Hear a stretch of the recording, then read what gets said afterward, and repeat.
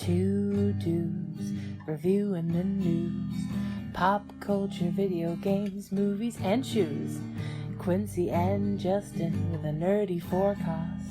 So stay a while and welcome to the Ugly Mugs Podcast. Welcome to the Ugly Mugs Podcast. I'm your host, Quincy. And you're the host, Justin. So, this week we got a bit more news. We got a lot more news. And I realized something about a week or two ago. We missed talking about CES, which is always a big thing here in Vegas, except not this year. So it was all digital. So we didn't really get to cover that. And I went looking, and, well, there really wasn't much to cover. So us missing it wasn't too big of a deal. Thank you. Now you guys can see me. But let's go ahead and start with drinks. You've got a badass mug over there. I got a badass mug. I'm going to pull over my D12. Yeah. For barbarians only. I'm trying to think. I don't think I've ever used the D12 for anything. Yeah, barbarians are pretty much the sole proprietors of D12s. D10s are my big thing because I play Warlock. Yeah. So there's a lot of D10 use. Yeah. All right, what are you drinking? I am drinking. Let me pull over the different scene. Boop. So we have said hit up Dutch Bros. And I got the Starry Night, which is a blue raspberry, and blackberry. And I could taste them both prevalently in this nice lemonade. Yeah. And I probably should have nixed some of the ice because it kind of... Clinkety, clankety, clink. Clinkety, clink. Nice little ASMR, though. Oh, so there is one tech thing I want to talk about really quick. Have you seen Lenovo's new glasses? The smart ones. That have with the Retina display? Yeah. Is so that you can have 3 screens? They looked pretty cool. Yeah, you have to be plugged into your computer and all that, and so that seems a bit much. But I just thought of it. Oh, thank you. I did have a good birthday. I appreciate that. Mine we couldn't find on the website. I think the lady made it up while I was standing there. We found something like it. So I got the Annihilator, but mine's not the chocolate macadamia nut cold brew breve. Mine is the white chocolate Annihilator hot. So. Yeah. I mean, what do you think? A little bland. Really? Not in like, oh my god, this is terrible. I'll drink the whole thing. I like it, but it doesn't really like punch me in the face with the white chocolate like I expected it to. No. Mine's punching me in the face with all different sorts of flavors. Their lemonades are so good. Their teas are so good. I have yet to run into one that I haven't liked. I think the only drink I've had that I didn't like is one of the first ones we did on here. That guy came up with that crazy ass concoction that I loved. I tried to replicate it. I went back and ordered it, and I missed a step somewhere because it came out completely different, and I do not like it. What was it? The white coffee something or other, and you were just like, I don't fucking know. Yeah, and that guy's not there anymore, so I can't be like, dude, what'd you make me? Yeah, but but even still, I'm happy that we went. Sock says, I feel like white chocolate is quite a bland flavor if not done properly. Yeah. It can be, and it's kind of a good thing because I like white chocolate sparingly or with other things, so it's a good thing it's not overly strong, but it's just, I more don't taste it at all. Like, it tastes sweet and it tastes like coffee, but it does not taste like there's white chocolate there, so. I'm going to ingest as much of this as I can because I'm exhausted today. Yeah, I've been up for a while. So we got to fall asleep during tonight's movies. We throw them down. Yeah, I mean, we're both... Slap. I mean, if we're both blacked out, who gives a dang? I ain't going to fall asleep. I probably will. I'm going to yell at you. All right, last week's movies. Last week's movies. First one up was Red Eye. It's Planes, Planes, and Planes. Planes, and Planes. I got these both in a bargain bin, and I don't feel like they deserve to be in there. They both were pretty good movies. So really quick, the Planes, Planes, Planes joke made me think of something. So we've done Planes, Trains, and Automobiles. Yes. I saw a guy on Twitter that was adding Steve Martin about the fact that movie is mixing the Oxford comma. First of all, Steve Martin has no control on that. Okay. Furthermore, Steve Martin went through and went, according to my research, our movie came out before the Oxford comma was a thing. So... Fuck off. Yeah. Because, planes, comma, trains, comma, automobiles. That's it. Yeah. Because it's supposed to be planes, trains, and automobiles. Yeah, it's Planes, Trains, and Automobiles. That's the title of the movie. But the Oxford comma was not a thing yet, so there wasn't that comma with the and. Correct. So back to Red Eye. Yeah, back to Red Eye. A nice little thriller, halfway suspense. From horror master Wes Craven. By horror master Wes Craven that does pretty good job at doing a thriller. I know he's done a couple other thrillers as well. Cillian Murphy, Rachel McAdams, and I've been on a Marvel hitch for the last Everyone has WandaVision's out. for the last 2 weeks. I've been watching, and one of the ones that I was watching was Doctor Strange, where she plays the day nurse. Night nurse. Night nurse? Night nurse. Are you sure it's night? Yes. Oh, okay. I am sure. Okay. Yes, her character is another version of the Rosario Dawson's character from the Defenders. There's 3 night nurses in the comics. Oh, it's okay. So it's a thing. It's specific night nurse. Night nurse, yeah. Okay. So she's one of them. Rosario Dawson's character from the Defenders is the other, and we have not had the third incarnation in the MCU yet. Okay. But even still, Rachel McAdams does a good job in this. I have no problem with it. It's a very speedy pace. Mm-hmm. It didn't have much downtime. The beginning would probably be its downtime just because it's setting up for it. And then as soon as they're up in the plane, then Cillian, amazing actor. Mm-hmm. I have zero problems with him. Does a really good job at just being overly nudge, he's there for it. So I'm being asked in the chat, I'm assuming, it says, did you open it? I'm assuming you're referring to my birthday gift. I did. Thank you. It was amazing. And for the listeners, I will post photos on Instagram later. Yes. Back to the movie. It was a pretty good one. And for 2005, when, cell phone service up in the air is kind of a hard thing. Right, I mean, you're still not allowed to do it. No. But I mean, back in the day when, it was... The technology wouldn't support it versus now the technology will support it, but we're not going to let you do it. Correct. Yeah.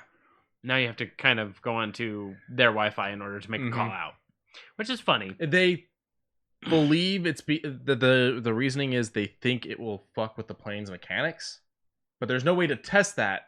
So they just safely. say don't do it. Yes, they just say don't worry about it. Like the Mythbusters wanted to test it, they went, you can do it on the ground, and they're like, but that doesn't really work. And they're like, we're not going to let you go up on a plane and turn on a cell phone, so you can do it on the ground.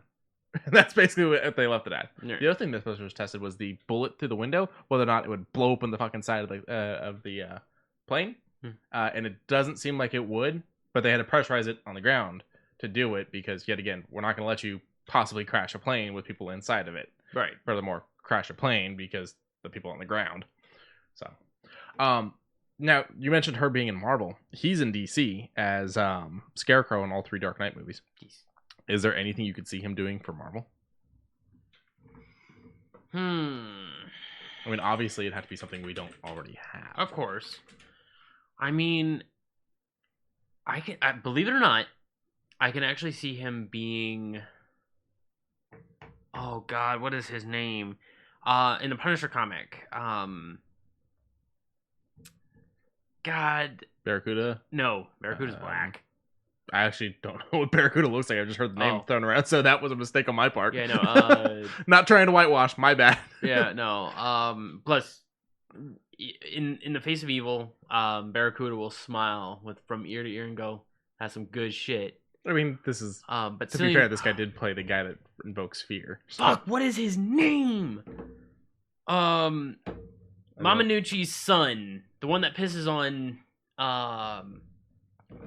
the castle kids. The castle's Graves. I don't know his name, but I know who you're talking about. But he would make a good one for that. I definitely see him as a villain because he's got that. He's really able to do menacing really well. Yeah, and he seems like he would be one to be like, I can push the envelope. It doesn't matter. Punisher ain't gonna do shit. Mm-hmm. And if he does, I got shit on him. I don't give a damn. I'm trying to think of anyone Irish because he is Irish. So I'm trying to think of something where he'd be able to bring out that accent. I can't think of anything. I mean, there's a few things that I would probably angle him toward just naturally. Do we already have a reptile in current MCU? We don't have any mutants in current MCU, technically. Well, I mean, through even Spider-Man set? Technically, the only a reptile would not be Spider-Man. He'd be X-Men. Gotcha. Okay. Wait, reptile. The only thing reptile I can think of is Mortal Kombat. I was thinking Toad. Which one's reptile? What are you talking about? Do you mean lizard? I think so. Kirk Connor's one arm becomes a lizard. It grows arm back, exit becomes a monster. Yes. We do not have it in current MCU. No. Okay, maybe. Do you think? I mean, maybe, yeah. I mean, with the problem with that is you only get to be the character part of the time, you know? Yeah. So we've had the lizard twice in cinematic. The first time we never actually see him change. He shows up in Spider-Man 2 and Spider-Man 3. He's one-armed. He's his professor, but we never actually see Kirk Connors become. And but then, I mean, in current though. Excuse me, no, we don't have him in current. And then the one other time we've seen him is in the Andrew Garfield ones, where he's played by actor whose name's escaping me.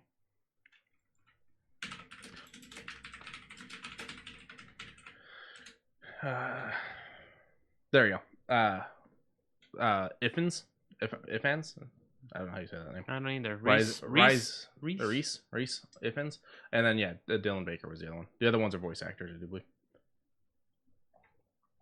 Okay. So, I mean, he could play him, but it's one of those things of, like, most of your work's going to be voice acting. Yeah, of course. Or very heavy CG masking. Yeah. I get you. I mean, they'll probably do motion capture. The guy that voiced Ultron was on set for all of Ultron's scenes. He was just in a motion capture suit. Right. But back to Cillian Murphy, and how he did in this role. So this is another one where he's just killing it. He's really good at the quiet menacing. He doesn't have to yell to scare you. Mm-hmm. And so I really like him in this role. The first time I saw this, I actually saw it on cable. And it's one of those movies that does so well with being horrific without doing much that they didn't have to cut anything from cable other than maybe some bad language.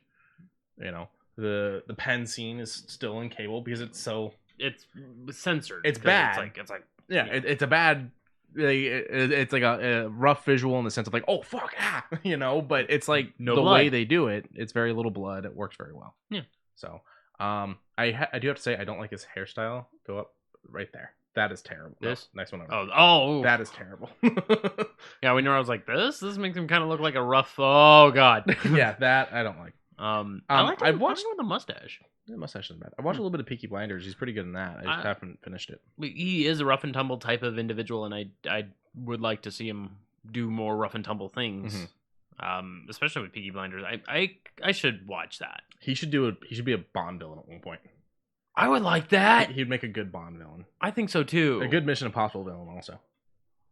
Hell, a good villain, period. I don't want to say he has that very hateable face. No, but he exudes. He's able to emote those dark energy. Yeah, very well.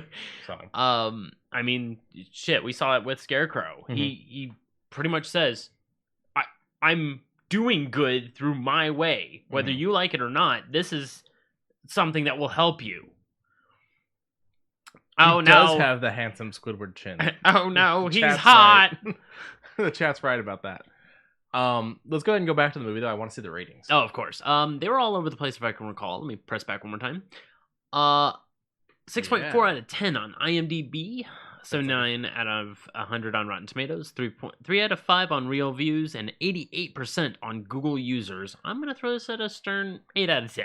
Yeah, I'm putting it in the 80s as well. It's not my favorite Wes Craven thing, Yeah. But it does show, for a guy that became famous for a very brutal fucking movie, shows that he can still strike fear and tell a good story without all that. Yeah, it's a good thriller. Because the thing that put him on the map was Last House on the Left, which if you've ever seen the original or the remake that he himself fucking did, because that is how badass Wes Craven is, he remade his own fucking movie.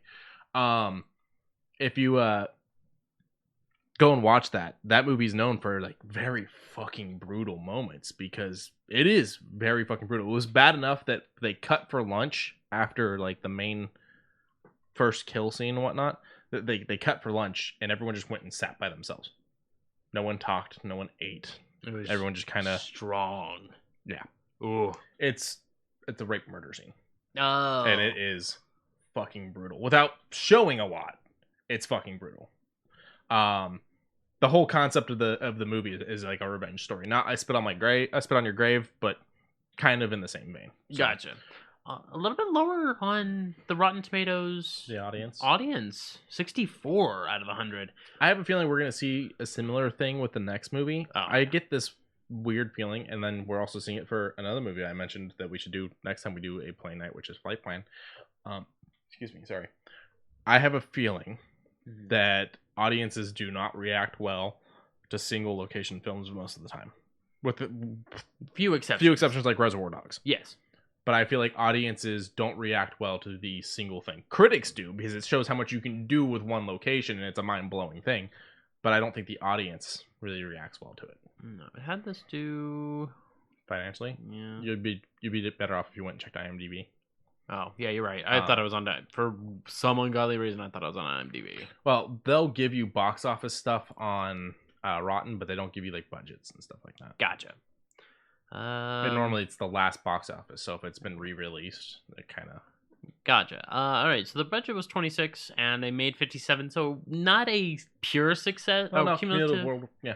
Okay, so it was a rousing success, over under, but... Yeah, in the U.S., they doubled what they spent almost, and then, well, maybe not almost, but they got pretty high, and then they made their money back worldwide. Yeah, okay. You guys did a success. It wasn't a rousing success, but it was I do good. find it weird that they spent that much money, considering how much of it does happen in one location. Yeah, and Like, that's a lot of money just to sit in the shell of a plane. And then the last scene.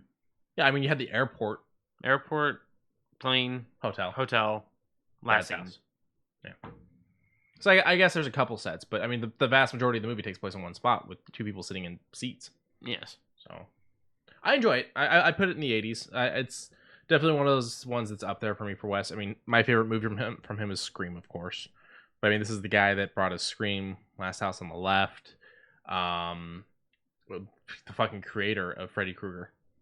You know, so I mean, he's got some really big ones in there. So this one, I still feel makes it in like the top 10 of his movies.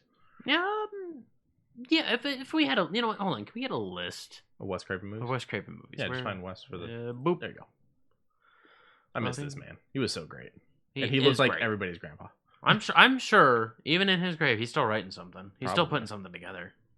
I mean, it was him and the writer for Kevin Williamson, the writer for the Scream movies, had such a great working relationship after the first one that when he wrote the script for the sequel, he wouldn't even describe certain scenes. He'd just say, "Wes makes it scary," because it's what he does. Yeah.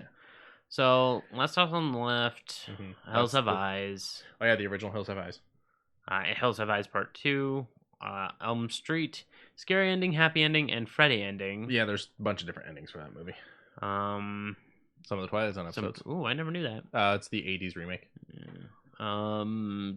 Wes Craven's New Nightmare, Scream 1 through 4, if I'm not mistaken. 1 through 4, yeah. He probably would have done 5 if he hadn't passed away. Right. You know what? Yeah, I guess. Yeah.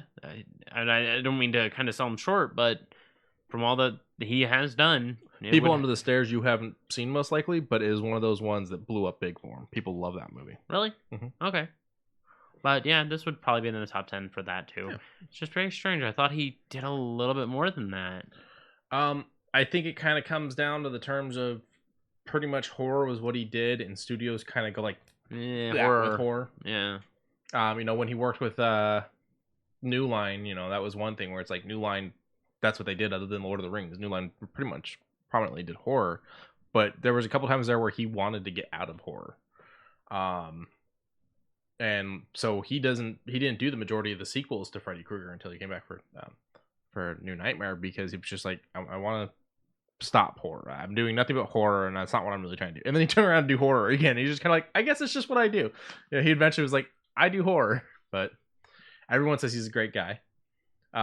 The scene in Scream where the killer jumps through the window at Barrymore, she hits him in the head with the phone. She actually, speaking of the phone, yeah, she actually hits him with the phone, and it's Wes in the costume. Wow. Yeah, she didn't mean to hit him. It was an accident. No, but of course, I'm sure that Drew didn't know, like, in the script. Was it, like, scripted that someone was going to jump through the window? I think it was scripted, but I think Wes chose to do that scene because he was probably having troubles getting someone to understand how he wanted it done, and so he chose to be the one in the costume going through. Okay. And then just took a fucking cordless phone to the face. A prop. No, a cordless phone to the face. Was it a prop? Yeah. Oof. And I mean, for young people, I mean, they don't really remember. Those things were bulky in like hard corners. Oh yeah. So the big huge brick. Yeah. No, I enjoyed the movie the first time I watched it, and I still enjoyed it last week when we watched it. I mean, it's done well. It hasn't gone down in quality at all. So I will find you. And I will kill you. That's not what we watched next, but it is Close enough. Close enough. Yeah. He was on a phone pretty much making those sort of demands. He's just one of those ones that likes to act, too, I've noticed. Yeah. We're talking Liam Neeson, of course, for those of you that didn't get the reference. He didn't even read the script for episode 1. He just wanted to be in Star Wars so bad that when they presented him with the script, he was like, "Where's the contract? I'm signing."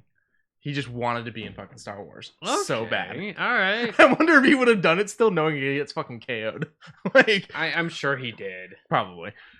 Because he's like, how come I've never heard of this character later on? I mean, to be fair, you only heard of one of those characters later on. That's Obi-Wan. Yeah. But this movie was nonstop. Mm-hmm. And Liam Neeson was the center of it all. And I thought I hadn't seen it. I wasn't entirely sure. I thought I hadn't seen it Julianne Moore until we got to the scene in the bathroom with the air marshal. Okay. That was when I realized, oh shit, I have seen this movie. And then from then on, I was like, yeah, I've seen this movie. I know all this. But the beginning chunk, I was like, what? I don't think I've seen this. I probably turned it on like HBO or something. Background noise. 20 minutes in, and just went, it's Liam Neeson, I'm gonna like it, and just watched it because I've done that plenty of times with movies. Okay. But this rating is, again, all over the place. Quite much more differentially. 6.9 out of 10 on IMDb, 62% on Rotten Tomatoes, 56 on Metacritic, and 90% with Google users. I'm gonna stick this one a little higher than Red Eye and put it probably toward the 9. I mean, this one's a little bit more actiony. It's got the mystery aspects of it, and it kind of was like, who is it? Mm-hmm. And the one that was least expected was the one that was probably the one. Oh no, it wasn't them. Yeah, it definitely faked you out a couple times. It faked you out. It faked me out twice, and then when it came down to that kid that was recording them all, I was like, okay, there's gonna be something on this video. And then when you see the video of him handing out that extra little tidbit, and I was like, wait, yeah, if he can't remember who handed him that at the beginning of the flight, it's probably got to be him. And I was like, during that, when he was fast forwarding and rewinding the video, I was like, oh, it was. Yeah. They did well with the mystery aspects in this. This one I'm going to put in the 80s also. I do feel like they kind of become a little weird to compare because this one's a little bit more actiony. The other one's more suspense. They're very similar but very different at the same time. So I don't want to put them on the same scale. No. But I am going to put this one in the 80s as well. The only reason why I put this one higher is just because it kept me on the edge of my seat. It really encapsulated me. The mystery aspects, really. Yeah, and when I think it was either you or Lauren was bringing us on, I was like, shush. I was you were glued. I was in it for this one. And this all spawned like other plane movies that are kind of mystery, kind of action, all taking place on planes. That I've now come up with another night of movies for us to do eventually. We won't do it right now. We'll give some space. Yes. I try to not pile on the same thing repeatedly. So tonight we're doing comedies to kind of break up from where we were. But can I see the audience reviews for Rotten Tomatoes? You got it, boss. Because they're 62. I was expecting a little higher than that, but 63. 63. Wow. All right. I enjoyed the movie.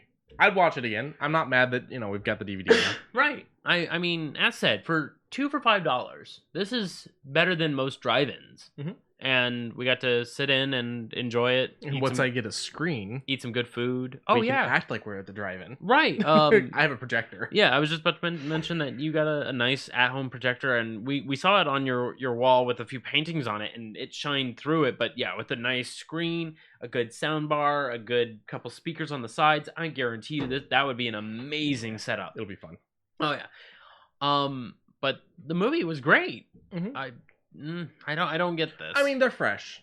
It's not a fail. They're fresh. Pull up the numbers for me though. I'm curious on if you can go to IMDb. I want the box office numbers. That was the words I couldn't come up with. 222.8 is what that said. Let's actually see. Scroll down. Scrolling. Bam. So budget of 50. Woo! They made their money. This movie fucking killed. You put Liam Neeson in something, people fucking flock. $2.25 million. That is ridiculous form of money. They made almost 5 times what they spent. Yeah, almost. that is ridiculous, but I can appreciate that. However, their opening, which is weird for the U.S., usually they base it on the three. Mhm. It is the worldwide box office open. Then they base it on the U.S. box office open. And then they say, well, worldwide altogether over the course of its release. Well, now the big one that studios are focusing on a lot more now is China. Yeah. China's got a huge pull on the box office opens now. Right. And now they're kind of backseating that now and saying, now we're going to see how many people watch it on streaming service. Yeah. Which, to be fair, is now kind of doing better. Not saying Netflix. Netflix they can cancel all they want. I don't care about them anymore. But I'm saying that at least with everyone else, if they notice it's getting watched, and if it doesn't end on like a hard note saying this is the end, they'll keep going. Mm-hmm. Like Seven Deadly Sins over on Netflix. As much as I don't want to say that they're pushing for it, they're actually saying the animation studio is still making episodes. I do. People are watching it. I have noticed something. So it's good. I feel like streaming services are quicker to continue with animation. Animation's not cheap, but I think the concept of not having to store a set, because it's like, yeah, we only use the set for a couple weeks or a couple months, and then we can move on to the next project. But the problem is, if you want to do more of that, you've got to keep that set, and I think that's one of the things that hurts projects. Physical over animation. Gotcha. There's rumors that HBO Max is going to do a continuation of Batman the Animated Series. The 90s? Mm-hmm. Oh, The 90s one that ran into being also connected to Justice League, Batman Beyond, a couple of the animated movies, all that shit. They're talking about picking it back up with like Bruce Wayne, or I don't know. They just said the rumor right now is Batman the Animated Series, so I'm assuming it'll probably be Bruce Wayne. It'll probably be before Beyond. Okay. Okay. All right. If they don't bring back Conroy, though, it's not going to work. No, because he is the voice of Batman. Yeah. It's as well. Then they're gonna have to bring back Hamill. But Hamill's talked that he's retired from the Joker voice because he says it hurts. I don't think he's done. I think give him a lozenge, he'll come back. Give him a lozenge. I guarantee. Suck on some gummy bears. Yeah, he'll be fine. Like I guarantee you, he'll probably come back. It'll just be like something a little different, I'm sure. But it'll be Hamill or nothing, Conroy or nothing. It's gonna be that. To be fair, there have been some pretty good ones. Troy Baker does a really good Joker. Troy Baker, but I heard he stresses his voice to do that one. He might, yeah. I mean, it is a hard voice to do. It is. I've played around with it because I dreamed of being a voice actor and realized I don't have the talent. And I've played with it and been like, ow. Yeah, you gotta stretch. Yeah.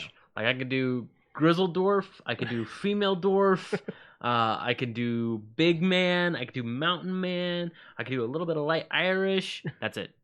That's my range. All right. Tonight's movies, we're doing comedies from the 80s. We're gonna do Spies Like Us and Stripes. So Spies Like Us is Aykroyd and Chevy Chase, and Stripes is Bill Murray. I don't remember the rest of the cast for Stripes, but Bill Murray is the main character, and then it's Bill Murray. Yeah, I mean he eats every. I finally scene. watched The Dead Don't Die, and he was one of the best parts of that movie, especially hearing Bill Murray curse, because you didn't get a lot of that for a while. So hearing Bill Murray just get pissed off and be like, "What the fuck does that mean?" was probably one of the better parts of that movie. Good. So I think you'll enjoy them tonight. They're both mid 80s. Well, I think one of them's like 81 and the other one's like 86. So they're only a couple of years apart. Oh, good. 80s was pretty good there for comedy. So let's get into the news. I'm going to get my little spiel out of the way. Obsession? My obsession that is still obsessing. So Genshin Impact 1.3 is going to be coming out on February 3rd. And with that February 3rd patch, we are getting a lot. We are getting another area, Inozuma. We are getting 3 different event pieces. We're getting a new banner for Zhao, who's right there on the left. We're getting a new sub-story. We're getting something called Theater Mechanus, which is a tower defense style beat-em-up thing that hilichurls go through and you blow them up. And we're getting something called the Zhao Market, which I hope involves purchase of materials, because mats are one of the hardest things to get in this game. With this event, we're getting a lot of things. We're getting 10 free pulls at the banner, so 10 chances to get Zhao. We're getting up to 1,600 Prima Gems if we're following the Lantern Rite Tales, which is the event. We're just getting a whole lot of really nice things, and I think MiHoYo, the company making this, is finally saying, you guys have played enough. Here's some free stuff. Here's some stuff for all of your hard work. Sorry that we haven't really been giving too much. And then they even said, you know what? Any character right now that's a 4-star that's in Liwa, go ahead and take a pick. So you got Zhangling, Ningguang, Guhagik, Jinkyu. Like, you've got a choice of 6 characters that you could just pick from. So you play preset characters. You don't create your own character in this game, right? Not really, no. Okay, because I was gonna say, if you play created characters, I could see the market also being a social space. But since you're playing pre-established characters, they're not gonna have 80 of the same guys standing in there. So that kind of sucks. But social spaces are always kind of fun, right? But even still, it's beautiful. I love this whole entire game. The last major update gave us a cold mountain that had a cold stamina bar that if it filled up, you took damage periodically. Not a lot of people liked it. Nice area, very beautiful. Had some good lore semblances. Some side characters had some semblance to it by saying, hey, my father went up there. Can you at least go see where he went? And you find some journals and you find out he's still up there, but where? You know, the Yeti got him. Yeah, well, I mean, it would have been nice if there was a Yeti. Well, I mean, there's these big, maybe, but you leave some food behind, and it replaces itself with a note. So it's a mysterious The thing. Yeti learned to write. Yeah, I know, right? But as of right now, that's still up in the air. Every area is kind of getting more and more new patches as far as new story elements. And I'm hoping with the Inazuma update, we're going to be getting a lot more story for both the main character and everyone who's in Liwa. Inazuma seems to be a place of very meticulous upbringing, considering... I know it's going to go through your head when I say it. Scaramouche was kind of introduced forcefully in the story. Okay. Scaramouche. Mm-hmm. Okay, I saw your glance. No, I got you. I mean, expanding the game's always a good thing. Free shit's always a great thing. So, I mean, this sounds like it's something great for players. The one game I'm addicted to, Strike Force, we just got Kitty Pryde. Oh, nice. We did a big event for her. I unlocked her. And the other thing they're doing is, if you play with military characters, you're getting gear drops. Problem is, the military characters kind of suck. I mean, the only real, really good ones in it are Captain Marvel and Punisher. And even he's a little... The defenders need to rework. Oh, okay. The defenders were the starting team for the most part. Oh, that's right. So he's a little rough still, and the rest of them are still... He actually doesn't even classify as a defender, but still. You put him with him because there's no one else. There's no 5th defender in the game. And they're a team of 5s. Oh. So... but no, it sounds like a really good... I think this is coming in February, right? February 3rd. And then on top of that, there's going to be a second character with the Zhao banner. I'm a huge fan of her. Ayaka, I believe her name is. I don't know if she's actually going to be a part of that banner. It's kind of up in the air for that. I hope she is, because she's a pretty nice looking character too. So, to Inazuma. All right. Boop. Hey, okay, let me get my notes out. So, if you haven't played it, Don't Starve was a interesting crafting survival game. But the companies behind it, something big just happened. You're clicking through all kinds of images and videos. Yep. All right. So the company is Klei Entertainment. Yeah. And Tencent, a company we've talked about a little bit in the past. They're I think they're a Chinese-based company, right? Mm-hmm. Yeah. They just bought a bunch of stock, taking majority control over the company. The founder, Jamie Shang, announced. Tencent owns League of Legends. Okay. Well, do they? I think they own partial. They have partial ownership in it. That's right, the mobile portion. That's why they were able to do Wild Rift. You are correct. Thanks, chat. So yeah, so according to Jamie Shang, this is something that they've actually talked about too. It wasn't like Tencent just came in and bought Control. Right. So Tencent will purchase the majority stake in the company, which is actually a Canadian indie development company. The Clee, whatever it is. Clee Entertainment. Yeah. And so they say as part of this agreement, Clee retains full anonymity and creative and operations across all aspects of the studio, including projects, talent, and more.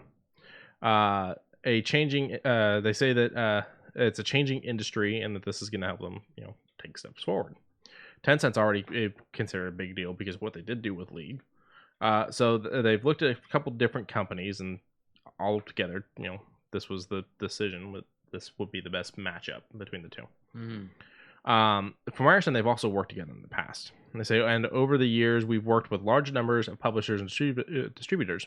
Tencent is the only company that we felt would let us retain the level of control that we demand. So I guess we're actually looking for someone to buy Control, and they sided with going with Tencent. So okay, yeah, because so they do own Riot Games. Let's get that out there right now. 40% of Epic Games. That's what I heard they owned the partial in, and that's why I got confused with Riot Games.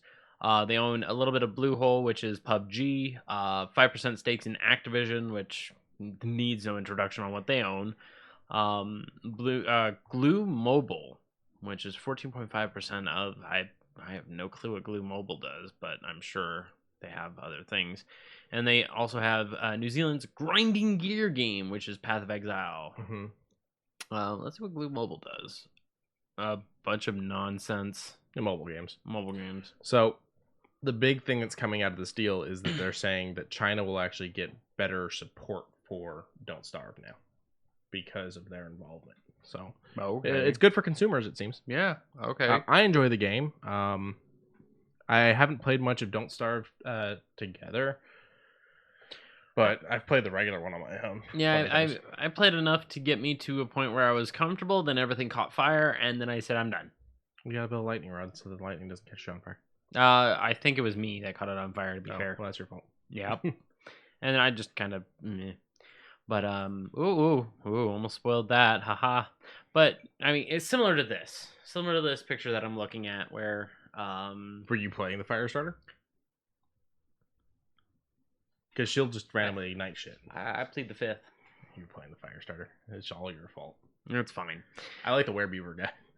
The werebeaver? I didn't get that one. He's a big lumberjack, and at night he turns into a werebeaver. That's awesome.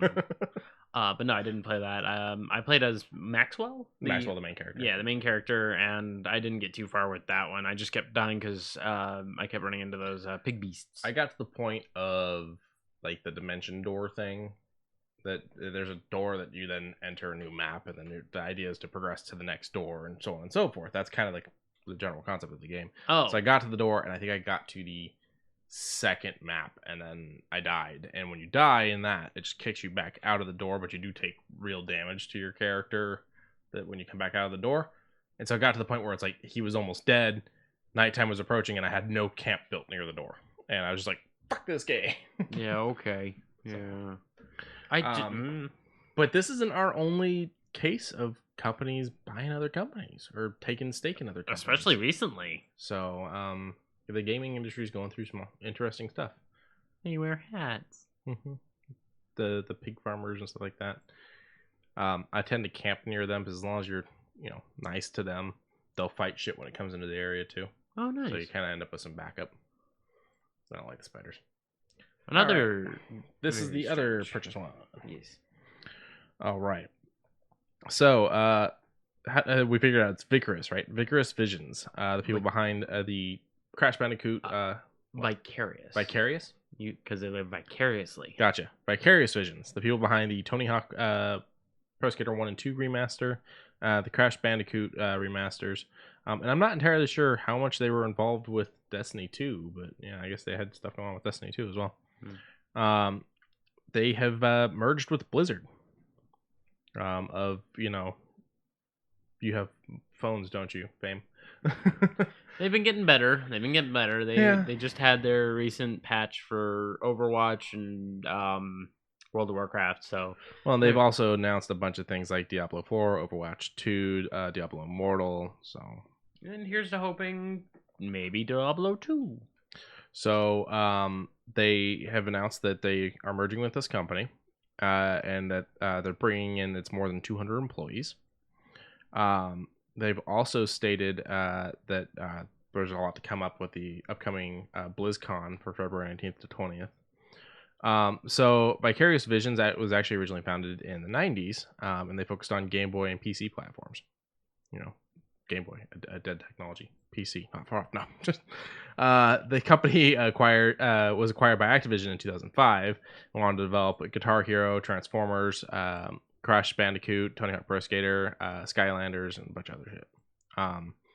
And then now they're being taken over by Blizzard, and the head of the studio, Jennifer O'Neill, is actually being given a spot, executive vice president of development at Blizzard. So they're not coming in and clearing house; they're promoting people. Okay. But following this news, Vicarious Visions and Blizzard did announce that they're going to have them work on the Diablo franchise, including plans to remake Diablo 2. That just gives me a huge thumbs up. I'm excited to see more Diablo 2. And then we find out it's a mobile game. I mean, I'm okay with it. I got a better phone now. I'm serious. I think it's going to be a really interesting thing. They say the main purpose of Vicarious is to focus on support. But they do sound like they're giving them some projects. So. Good. I'm excited. I'm excited for what could possibly. Like, and look at their cute little studio kitchen. Yeah, I mean, it looks like a cool place to work. Yeah.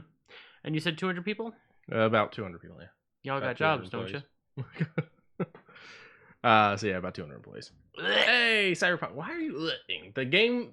Be nice to the people that developed the game. Be mad at the head of the company because it was all him. And we'll go with that. That is for the head of the company. Yeah, fuck that guy. Fuck that guy. Or gal. I honestly don't know, but fuck that person because they're the ones. It was the board basically that was like, "Oh, the game's not finished. Yeah, release it anyways. We want to make money." Money. But the reason why we're talking about Cyberpunk 2077, for those of you who didn't catch that, a version 1.1 patch is coming out. It's intended to fix bugs and make various stability improvements, as well as lay the groundwork for the further updates. That's coming straight from the studio's website.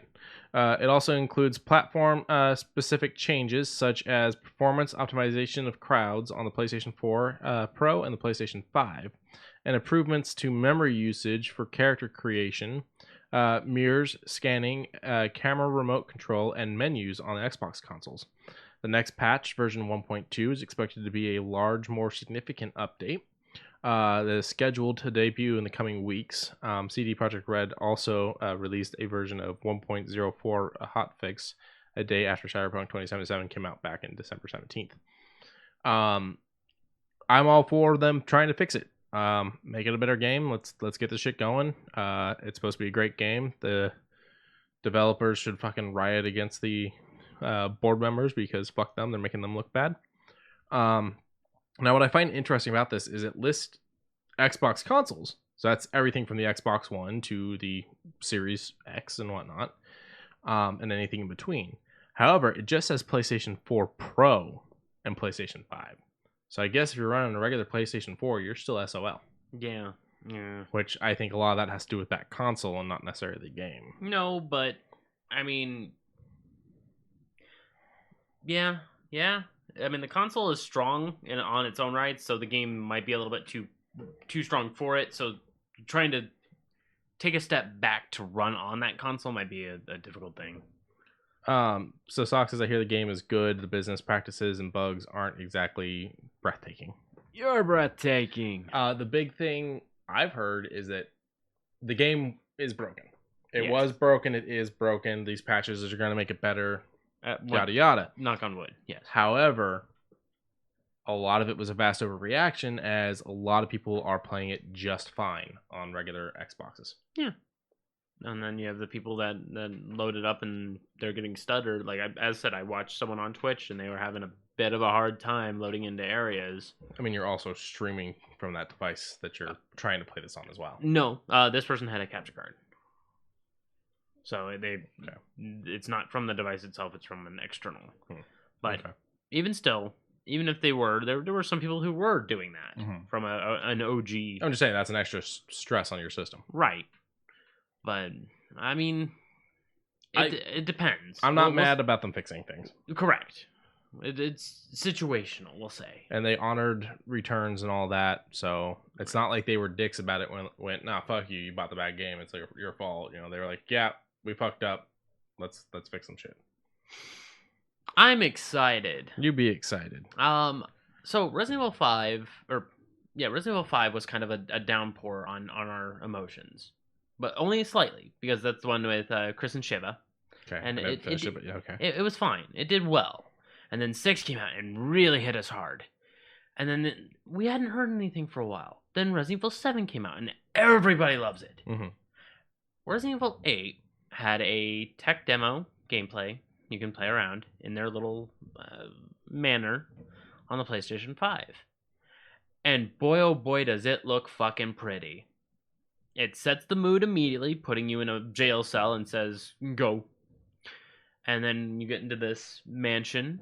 Looks kind of like Spencer Estate, but smaller, because I guess, you know, they don't want to give up too much. And then at the very end, you get the nice little stinger with Big Woman. Everybody's seen the Big Woman. Have you seen the Big Woman? Yeah. Yeah. She's a vampire. Big Woman. She's a vampire. And you had asked me a question about, you know, going into vampires and werewolves. How do you feel about going into that? And I said, yeah. I mean, one of the BOWs was technically a werewolf. It had escaped, but I don't know if it got captured or blown up with the Spencer Estate. This could have escaped to here. Who knows? Because that was in the Wesker files, if I'm not mistaken. I'm keen for it. I'm here for it. I have no problem with it. I would like to see more Los Plagas style individuals. I have a feeling this is going to be a difficult fucking game. Oh yeah. I'm probably not going to play it on Madhouse mode like I did Resident Evil 7, but oh yeah. I still haven't finished 7. I got pissed off because I got stuck in a stupid loop where I'm trying to conserve ammo, and I'm really good with the knife. Yeah. And I took out the mold monsters, and then I fucked up and got myself killed, and the checkpoint was before the mold monsters, and now I'm not taking them out with the knife for some reason, and I'm like, I literally just did it 5 minutes ago. What the shit? And so now I got pissed off, and I kind of put the game down. Got it. Because it's like, I'm trying to not waste ammo. I'm trying not to waste health and stuff like that. I'm trying to be conservative. Quincy, so when it turns on its side, it's gone. So when the game kind of says, hey, that thing you did before, you can't do now, you suddenly suck ass, just kind of killed it for me for a bit. Yeah. I'll eventually go back. Yeah. Do finish it. It has some really good story. Yeah, I've seen the story. Lauren watched a playthrough, so I'm trying to experience playing the game. Yes. Like I played all of Resident Evil 2. I already knew the story. I just wanted the experience of playing the game. Gotcha. Did you do 3? I haven't done 3 yet. I have it, but I haven't sat down to actually do it yet. Get through 3. 3 is my favorite. Well, second favorite. My first favorite. I really like 2, so I think 3 will please me very much. So. Okay. Before we get off of Resident Evil, I do have a few things to talk about the section you don't like. So, is there anything else you want to talk on before I talk about Resident Evil Versus? Oh, yes. Go ahead and talk about it. All right. So, the heroes and villains of Resident Evil are going to fight to the death. Resident Evil RE-Verse, or Resident Evil Versus. It's going to be a deathmatch game that they announced on Thursday at the Resident Evil Showcase.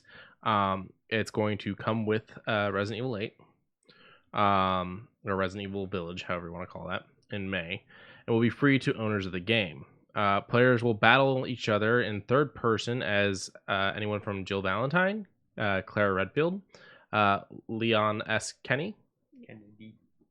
Yeah, I thought that was a typo. So I'm pretty sure it was Kennedy. Yeah, Kenny is what I have here. Nemesis, Hunk, Chris Redfield, Ada Wong, and Jack Baker in combat arenas that appear to be based on things like the police department from the remake and stuff like that. In addition to the human-controlled opponents, there appears to be some AIs thrown in there as well as monsters. They're the Hunter Gamma from Resident Evil 3 and Mold from Resident Evil 7. there was a bit of a trailer that they released at the showcase that showed all kinds of stuff, including shell-shaded graphics. But the interesting thing from this is not just the only part that this is all that they're selling that as part of the 25th anniversary celebration, which is not the only thing they're doing. So the 25th anniversary, I think technically was this month, or is it just this year in general? I think it's this year. Hang on. Okay. You look that up scenes. while I continue on here. So they started things off with the beta of the multiplayer that came out on the 28th for PlayStation 4 and Xbox One. And then there's all kinds of things like Resident Evil characters showing up in things like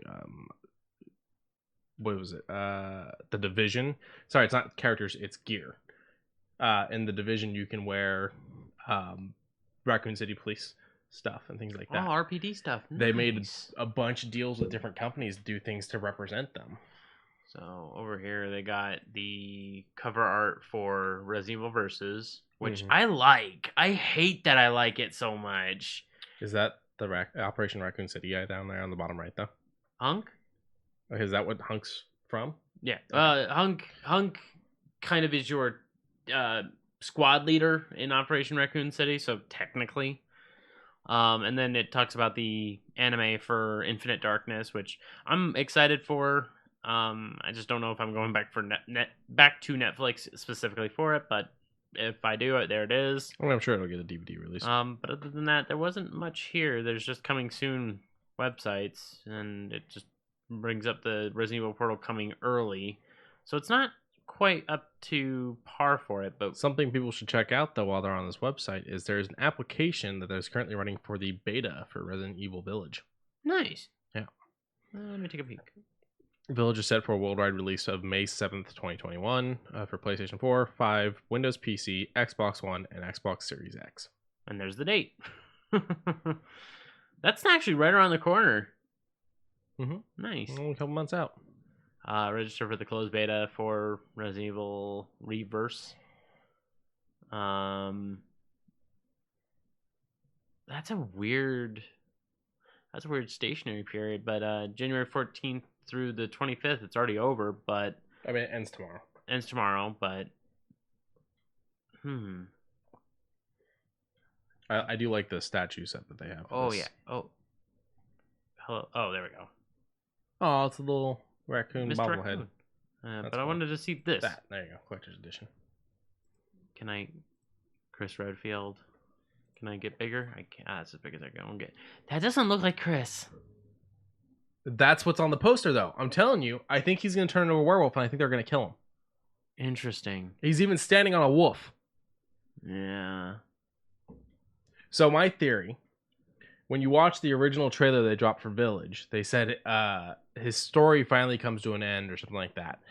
And it's Ethan? Ethan looking up at Chris, and Chris shooting a lady, and him like, what the hell? I don't know that they're talking about Ethan. I think they're killing off Chris. Yeah.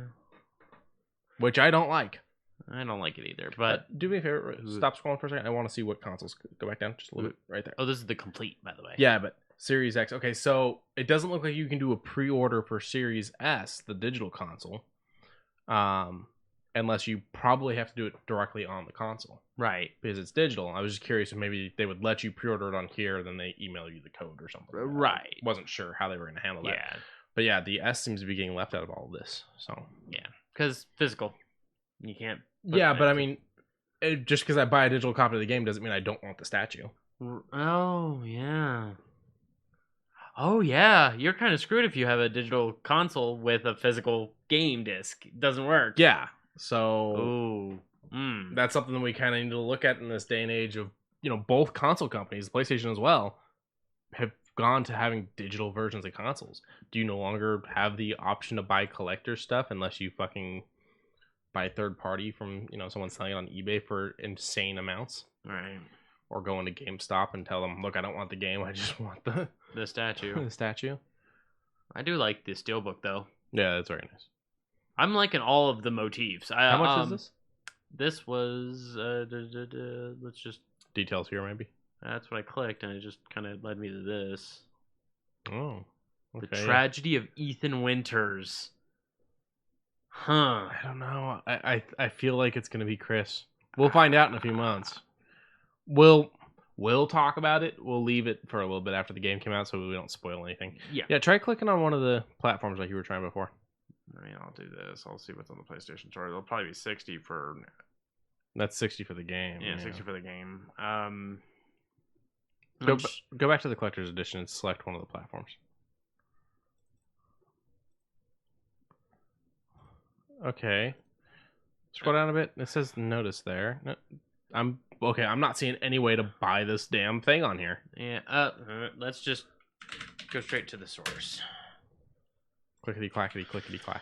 Resident Evil 8, Village, PS5, and then hopefully no. Type in the collectors. See if you can get the collectors. Pull out the PlayStation 5 part. Just put collector's edition. Doesn't matter which version comes up.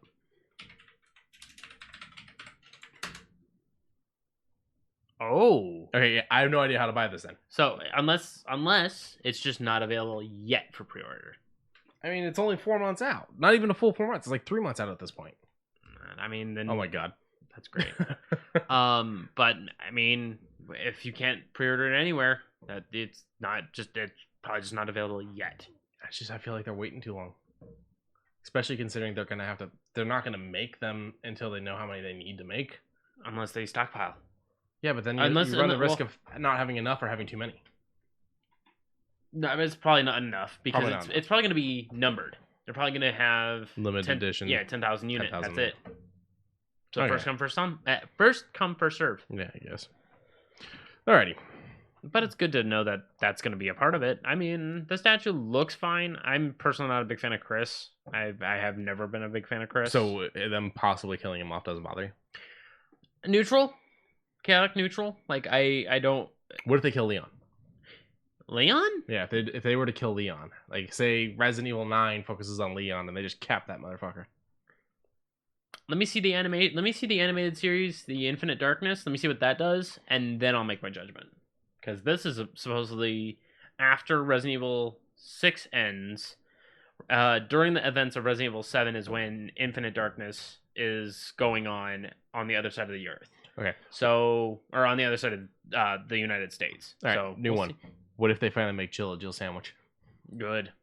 You don't like Jill either. Do you like any of the characters? I like Jill, but it's about damn time. She has escaped death 6 times. Okay. Yeah, 6 So times. is there anyone that you would be sad to see die in this? Barry. But Barry also is very old. Wait, isn't Barry the one with the bad line of Jill sandwich? Yes. Okay. Just making sure I knew who we were talking about. If you played Revelations 2. I didn't. Okay. If you happen to play Revelations 2, he kind of takes a back seat and he acknowledges all of his shortcomings in the Spencer Mansion up until that point and goes, man, I was a really shit father to Moira. Well, she's out here and I have to go and save her, I think. So he's kind of falling after her. It's a really nice game, a really comforting game where if the first crew going through that area doesn't find an item or doesn't pick up an item, the second one can, or if the first... Like they did in 2. Yes. So where they pick up the item, then later on, as Barry, you're not going to find that item. And I should say like they did in the original 2 because they got rid of that in the remaster. They did. They gave everybody their independent drops. Apparently not on the hardcore mode. So... Well, that makes sense, though. Yeah. I mean, it doesn't matter. You're just going to play as Tofu anyways. Shit. I don't know. I'm telling you, the poster, the trailer, the original trailer, all of it is telling me Chris is done. Okay, that's fine. I'm not... Which kind of sucks because, like, not that I have anything against Ethan. Ethan. I keep thinking either it's Ethan or it's Elliot. So, Nah, it's Ethan. Not that I have anything against Ethan, but he's not a badass. He's a badass in the sense that he dealt with so much and survived and, like, lived through some major pain. He had his arm chopped off. Yeah, and his arm grew back. But, I mean, he's not a soldier. He's not a cop. But, I mean, at the end of 7, he becomes a BSAA agent. He becomes one. Hey, he's just made one because they're like, well, you've seen so much shit. It's this or kill you. Maybe. I mean that, and I believe he has the mold Garganta in him, which is the next Los Plagas, but he managed to fight it off. The only thing he didn't manage to fight off was the blackout halfway through the game. I don't hate the character. I'm not sure I want him to be our new lead up main thing. Yeah, I get you. I understand he's gonna be important to Village. It's gonna be a little confusing as to how the hell he got to the Village, but I'm sure we'll understand all that. But I'm not like, oh my god, Ethan, let's fucking go. Like, I would be excited if Leon finally fucking came back to the goddamn games. We haven't had Leon since 4. 6. Oh yeah, he was 6. I didn't play 6. Yeah. Okay, Leon needs a good game again then. Leon would. I mean, in 6, him and Athena is whenever you play as him and Athena, that's the only good part of that entire game. But I still don't like seeing a character get stuck with such a crap thing, you know? Like, even if it's not that character, they're still part of that fail. Right. I see it. What I would like, because then you got, and I've talked about it before, Chris and Pierce. I want a Resident Evil 2 and 3 remake for 4. Okay, I mean, give us the better controls and give us the really good graphics. Okay. I think 4 is the last one you do that with. Do the side games too, but I don't think 5 needs more than the graphics. Give me Code Veronica. Well, I'm saying, yeah, the side ones, do the side ones, but for like the main thing, you don't need to do a full remake on 5. Fair enough. Just up the graphics on 5 a bit and you're good. 6, there's no saving that. And 7 was what 7 was. There's a little bit of savings for 6. It was very shoddy controls. The online was busted beyond relief. Mm-hmm. Because what it was you start up a game, and if you turn it online for public, you can have people just hop in as an enemy, spawn around the corner, come around that corner. You have to deal with that. They can spawn right back around that corner and come back again. Are the servers still up for that game? I don't know. If they are, and you ever choose to stream that fucking game, you best believe I'm watching your stream and becoming an enemy and popping in and coming for your ass. I'm privating that server so fast. But it was just not good. I will finally learn how to hack. But no, it wasn't bad. It's just I think there's a few things that could be. Get rid of the multiplayer. Get rid of the multiplayer, which they're not going to do because they really seem to be pushing multiplayer with this new Reverse. The last 2 games they came out, because they got Reverse and they had the other one for the 3 reboot. The 3 remake had a multiplayer. Oh, that's right. I don't know what it's called, but so it seems like Capcom really wants to get into the multiplayer stuff, which is weird. I mean, they did it with Dead Rising also. Yeah, they did. All the Dead Risings have multiplayer. Well, the first one didn't. But 2 did, 3 did, and 4 did. Yeah. So. I mean, Forza's fun. It's just getting a good group is a bit difficult. Yeah. I mean, then you got Monster Hunter. They did the same thing with Monster Hunter. Monster Hunter World, the entire thing is the concept is supposed to be play online. Work with people. Okay. All right, Capcom, we see you. Just please don't screw up Village, though. Yeah, I think remake the side ones, give them up renders and whatnot. Remake 4 because I would love to see 4 with the remake of 2 and 3's graphics with the new RE engine. Yeah, and I would also like the new controls because 4's controls nowadays feel so weird. They were good for back then, but for me nowadays it feels weird going from other Resident Evil games to that control style. To me, I actually feel the opposite. I feel like I can pick up Resident Evil 4 and hop right back in. I'm used to the whole and then pop, pop, and then, move around, and then, he aims down and does his thing. It was really the attacking part that fucked me up. Yeah, having to stop and... Yeah, the stopping to... Yeah, you're fixed in that location while you're attacking. You are correct. But I don't know. Maybe it's because I was so used to it from Resident Evil 1 and 2 back in the top-down tank control days. Mm-hmm. But you can't tell me it wouldn't feel nice to play it as 2 and 3 are now. Or as how 7 and what 8 will most likely be like. Give me the choice. I mean, you can always map your controls. So, but yeah, I think remake 4, up render 5. I guess you could do 6 if you want to fix the controls that badly, but they're gonna want to try to breathe life back into the multiplayer. They're gonna want to. Yeah, they're going to want to. Look at that. That is such a good... He's a werewolf. He is a werewolf, and that's fine. But that makes me wonder, is he a POW? Chris is going to die. Either he's going to die or he's just going to run. at the end of his tail. So if it's not the end of Chris's tail, then Ethan's dying. One of them's dying. One of them's dying. There's a lot of people on TikTok, a lot of females that are larger in size, taller in size, that are cosplaying her immediately. I've also seen people doing the lady in the background too. Yeah, well, there are 3 sisters. People are enjoying the new characters as usual. See, that's not the Chris I know. It's so weird. I mean, isn't this how he looked in 7? No. How do you look in 7? Pulling up an image. Because I thought that's what he looked like in 7. McGiz. Oh, okay. I guess he did look different. And that's not even what he looked like in Resident Evil 5. What if there's more than one Chris? What if Wesker is doing something weird with Chris?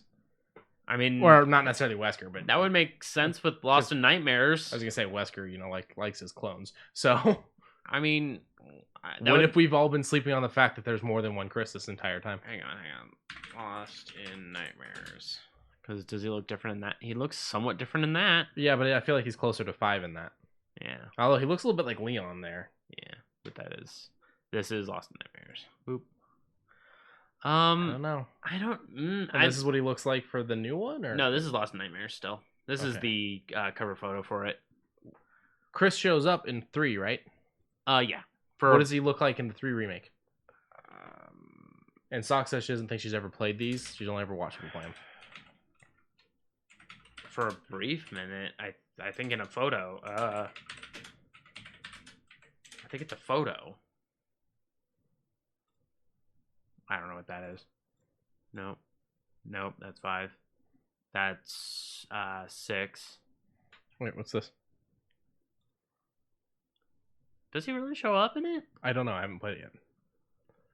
I don't want to spoil it though, but and we also don't want to play random videos on YouTube. Yeah, on stream. Yeah, I don't know who that is. Okay, but it says Chris. I'm starting to have my own conspiracy theory now that it has not been the same Chris in all the games. I would throw it. See, this is the original. That is the original. Oh, baby face. That is the baby face. That is the one who worked his way up through the Raccoon Police Department to become a part of STARS. And then as soon as he went to STARS, he went on vacation, and that's when Claire decides to pop into Raccoon City, but he's already on vacation.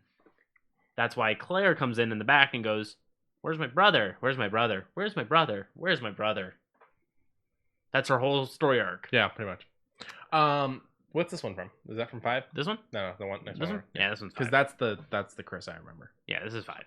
Or Resident Evil 6, I'll say, because this one kind of gives him that big bulky armor. Well, it says Resident Evil 6, Resident Evil 5. I think it was probably the same across those two. So, all right. Now, new conspiracy theory. It's not the same Chris in all of them, but putting that all to the side, he may look different in the new game because of whatever is turning him into a werewolf. Yeah, something's up. Something's fucky. Something's fucky. Something smells a little fucky in here. Something smells like bitch in here. All I know is Chris is a good character. I would feel bad if he did get killed. Ethan, same thing. I would feel a little bad just because, I mean, he kind of got a shit start, but I think that he would make a really good character right now just because he's a civilian that got kind of pushed into the BOW stuff. Uh-huh. And then if you play the Resident Evil 7 DLC where you play as Chris, you follow right behind when Ethan's finishing up his job, so to speak. And then he's like, "Great, I've got a cop dead in the trailer or in the garage. I've got this going on out here. No one's calling anything in. This is quiet. Why is it quiet?" And then you pretty much follow directly up until the point of Ethan handling the BOW stuff. And he's like, "That's not good." And then he handles the last bit with... I like what this person's talking about. Yeah, go ahead. Would you play a Chris and Leon game? Sure. Them as like a team. Sure, yeah. I would love it. But as said, after I watch, if I do decide to watch Infinite Darkness, I think that will really judge my standpoint on whether or not I like Leon. Okay. Just because Capcom is putting their major hands in this, and I'm worried that they're going to ruin a character. They're going to screw them up. Now, what if they did do a Chris and Leon game? Say they don't ruin Leon, but they do a Chris and Leon game. I'd buy it. And they make it an Army of Two style thing or a Resident Evil 5 type of thing. I'd fuck with an Army of Two thing. So where it's like they want the two people playing. One gets to play as Chris, the other gets to play as Leon. You're all just fucking going through dealing with shit. I would be down for that. But the problem is then it starts getting back into the action stuff that people say ruined the franchise until 7. See, that's the funny thing, because without the action stuff, we wouldn't have Resident Evil 4. Resident Evil 4 was tight, tense controls, a foreboding atmosphere. You know, you didn't crazy dude with the chainsaw. Crazy dude with the chainsaw. You had you were in a village full of people who wanted just to kill you. They didn't have any explanation. You didn't understand Spanish, so you were just like, oh no. Yeah, and we once again learned that the president's daughter doesn't know how to say no to strangers in vans with candy. No, she doesn't. But then on the open and closed, then you got, you know, the more actiony Resident Evil 5 and then Resident Evil 6. But I didn't play 6, but I enjoyed what I played of 5. The action doesn't seem like a bad thing to me. No, it doesn't. And then again, let's cycle all the way back. Let's go back to Resident Evil 2. You have a house that doesn't make any sense geographically by any way, shape, or form. You said 2, so you have the police station. Oh, I'm sorry, 1. 1, okay. I'm sorry, Sensor Mansion. That you have a mansion that doesn't make sense. Yeah. No sense. To be fair, the police station doesn't make much sense either. No, because it was built on a museum. Mm-hmm. So the museum kind of made a little sense. You know, it was like, learn while you're here. Here's this exhibit. Basically, we learned that the architects of Raccoon City do not know how to architect. that or they're super fucking lazy. That too. But Spencer Mansion, no sense. No. A gem to put into this thing to open up a door that goes into a crypt that doesn't go anywhere else. And dogs through windows. Well, yeah, not having good strong windows to stop dogs. Come on. Yeah. But on a more serious note, you have a structured house. You have pretty much that is the Resident Evil formula. Mm-hmm. Is house or, you know, outdoor area or police department, outside area, you know, get your feel of the way of the land, and then you have lab finale. Yeah, and that's just the way. Plenty of puzzles, plenty of things that you need to take from point A to point B, or point B to point C in some cases. You know, figuring out what goes where. Mm-hmm. That's normal. That's part of the normal. But then when you get into Resident Evil 4, you get a little bit less of that. You get put a goblet of blood here, the end. You know, it's just point A to point B, but you're already going in that direction. Mm-hmm. Then Resident Evil 5, you actually get more puzzles in 5. Not thinking about it. The boat scene, the marshlands area, oh no, that's the only one offhand that I can think of. I'm sure there's the spike puzzle, the one where you have to cycle around with you and Sheva have to find a way to be independent because one falls through already. So each one has to pull a lever to open up another door or close another, that kind of thing. We see a lot of that later on in like Gears of War. Right. Where you're separated and you got to figure out how to get to each other.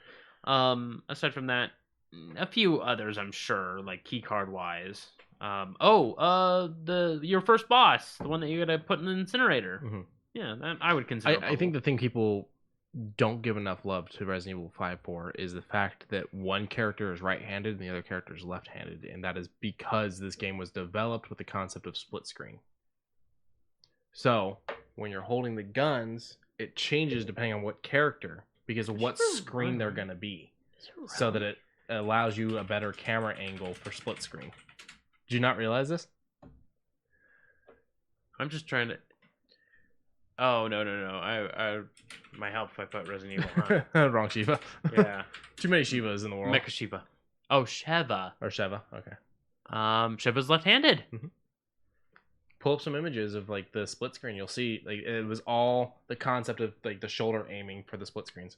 Yeah. No, that'll do it for me. This will do it for me. I thought it was a great concept, but you don't really see in a lot of games because split screen was a big thing for a while, but no one really cared to make it work well, and then it stopped being a thing when, you know, internet gaming became bigger. Okay. that's actually just really interesting to me. That Well, there you go. There was a shot of her right there. So, or well, him. So his is right. over the right shoulder, and then if we get a shot of hers is over the left. Well, her toy. The toy works too. I thought it was a great concept. I thought it was a well thought out thing for split screens. Yeah, okay, that's pretty nice. But I would like to see Leon and Chris. But then now at this point, I'm thinking I don't want to call him old, but I want to say in Resident Evil 6, he's late 30s. I mean, yeah, it takes out the era of, oh my god, is one going to die? But you could always do a prequel. Yeah. Set it somewhere in the middle of, because it's not like these have all happened back to back. There's been gaps. Right. So set it as something that happened between two games or something, make them younger. Or fuck it, with all the weird biology shit that goes on in this, make it so that they with all the weird biology shit in this, make it so that they like get reborn, they become younger. I don't know. Yeah, and then of course you have the recent Resident Evil movie from 2017 that kind of open up into good Gunkata. Yeah. I weep over this scene. This scene's great, but then it gets foolish later on when you've got the one on the balcony. That whole thing that they never ran out of fucking ammo during that entire thing. Right. That was kind of. I will admit that's that bad, but Leon does reload once. I don't know. I mean, the Rafika, his main arm, it can hold up to 19. Mm-hmm. So that's why I'm just like, I think that it's able to do as many as he's pulling right now. But then when you start counting like 25, 26, and you're just like... Yeah, no, this one did it a little bit better. But it's the later scene where he's on the balcony. Because I'm pretty sure we just saw a clip drop, didn't we? No. No? Okay. No. I thought I saw a little bit of the clip downward. No, but even still, I love this scene. This scene's great. Yeah, it was a good scene. It shows that Capcom wants to do directing in movies, but doesn't want to go... I mean, they already do it in the games for cutscenes, right? So why not? They just don't want to. They just don't want to go too far fetched anymore. But then they're like, we'll save that for the movie. We'll save that for the movie. I think the big mistake was doing this new movie with Netflix, because by doing this new movie with Netflix, you really limit who's going to see it. Yes, Netflix is one of the big streaming services. Almost everybody has it, but there are people out there that don't, and there are people like me who are like, sometimes I don't want to be locked in, and I hate feeling like I'm being locked in. When it's a Netflix original, that's one thing, but when you're taking an IP that already exists and going, oh, guess what, unless you give us your monthly subscription, you ain't getting this. That pisses me off. Yeah, and I think it's gonna be a short episodical. I don't think it's gonna be a movie. Yeah, okay. I think we'll see. Web series. It's set to come out this year, so we'll see what happens. We've talked about Resident Evil for a while now, though, so let's go ahead and move on. Copy. Let me go ahead and close out of a few things. Close out. Boop. So I'm sure everyone's seen the Bernie memes where they're taking Bernie sitting there at the inauguration and putting him in other things. There's a second one I've seen that's a little less safe for work, where he stands up to take a photo. At one point, pulls off one of the mittens to take a photo, and so people have taken that image and put like chicks' butts in front of him, stuff like that. So it looks like he's taking photos of the women. Jesus. But no, this has come out thanks to this amazing meme. So this is from B Barcy. Is that how you say that? At B Barcy on Twitter. Mittens of redistribution. When the cold winds blow and changes in the air, one must grasp and hold on tight to the ideals of the greater good. The greater good. The greater good. Those ideals are knitted into the fabric of these mittens and deliver boons to all within the party. They actually full on did this as a complete D&D thing. Now this has a complete description as well as what it does as an item. So lending a hand powers. You can only have one powers distributed to the group at any given time. Select one of the following properties: +5 defense against cold attacks, +3 on charisma checks out of combat. Seize the means of production, +5 on all grapple and climbing rolls, which I heard you be like, really? When we were reading this originally. Universal healthcare. Each member gains one use of healing word. Advantages to offensive rolls against creatures with chaotic evil alignment. I know it gets really close political, but I thought it was just such a creative and fun thing that came purely out of a meme that is bringing so much joy on the internet right now. Yeah. It was a nice thing to see. So go check this out. This person's got this up. We're not going to scroll through their Twitter because we don't know if everything's safe for work. But Correct. For now, this is the big thing that blew up for them. I mean, that 2.1K retweets, 7.8K likes, and 222 quotes. I mean, this thing is just fucking bumping, and it's only been up for 3 days. So, Nice. a little bit of fun in the world. Hey, look, Resident Evil's back. Whoops. Did I move this one? Yes, I did. Okay. Boop. There we go. All right, Xbox stuff. We're gonna talk about the bad and lead into the good. There's no ugly here. So the bad. Except for me. I mean the show. Yes. So Xbox made an announcement that the price was going to go up on Xbox Gold, and it was going to be not just in the US, but it was going to be in the UK as well. It was going to be $1 on the monthly, taking it from $9.99 to $10.99. Mm-hmm. $3 on the 3-month, $6 on the 6-month, $12 on the 12-month. Okay. And people promptly lost their fucking minds. The internet reacted so badly to this. The internet acted like Microsoft said, we're going to kick your doors in, take your Xbox, and if you don't give us the money that you paid for it the first time, you're not getting it back. Like, people lost their goddamn minds. And I get it. It's never great when a subscription service price raises, but I haven't seen you guys react this way to Netflix. I haven't seen you guys react this way to anything else. Oh, you saw me react to it. I've seen you react that way to Netflix, but I haven't seen it as an outcry on the internet. And Right. Netflix has raised its prices way more. Oh, since it started when it was just the DVD delivery service. Yeah. And this is the first price raise that it comes to mind for Xbox. You know, like I can't think of, any other price raises. There might have been, I just don't know about them. But one of the big complaints I heard is they're pushing it closer to the Game Pass price. They're trying to force us into Game Pass Unlimited. And I'm like, it's $1. To get to the Game Pass price, you would have to go up $6. That's kind of a big difference. But, okay. So people got very upset, and Xbox responded. A couple, like the head of Xbox, head of not publication. What is it? We'll just say press for Marketing? Xbox marketing. Sure. Okay. They all kind of came out and they said, "We hear you, and we care about our consumers, and so we're not going to raise the price." Not only are we not going to raise the price, but free-to-play games no longer need gold to play online. So things like Warhammer, not Warhammer, one of those. There's one of those war games on there. Oh, okay. World of Tanks, World of Tanks, DC Universe Online, Apex Legends, Fortnite. Fortnite. Any of those online multiplayer free games, you no longer need gold to play. That's nice. And we're not getting the price raise. And this all happened within hours, like 15 hours of when they first announced the price raise. So this was a quick reaction. Good. Sadly, a lot of companies, and I'm not going to badmouth anybody calling them out. I'll tell you later. Okay. A lot of companies are not taking down their articles about the price raise. So people are still seeing those articles about the price raise and still getting mad about something that's no longer. Because I did, Thing. and I was about ready to talk about it, and you were like, "Oh no, I got the correct." Yeah, they reversed it same day. But those companies are just writing a new article saying, "Oh, they reversed it," but keeping the old article out there and not updating the old article. At least put an update on the article, be like, "Oh, article updated. This is no longer the case. This is what's going on." No one's doing that. I think I've only seen one company do it, and that's Polygon.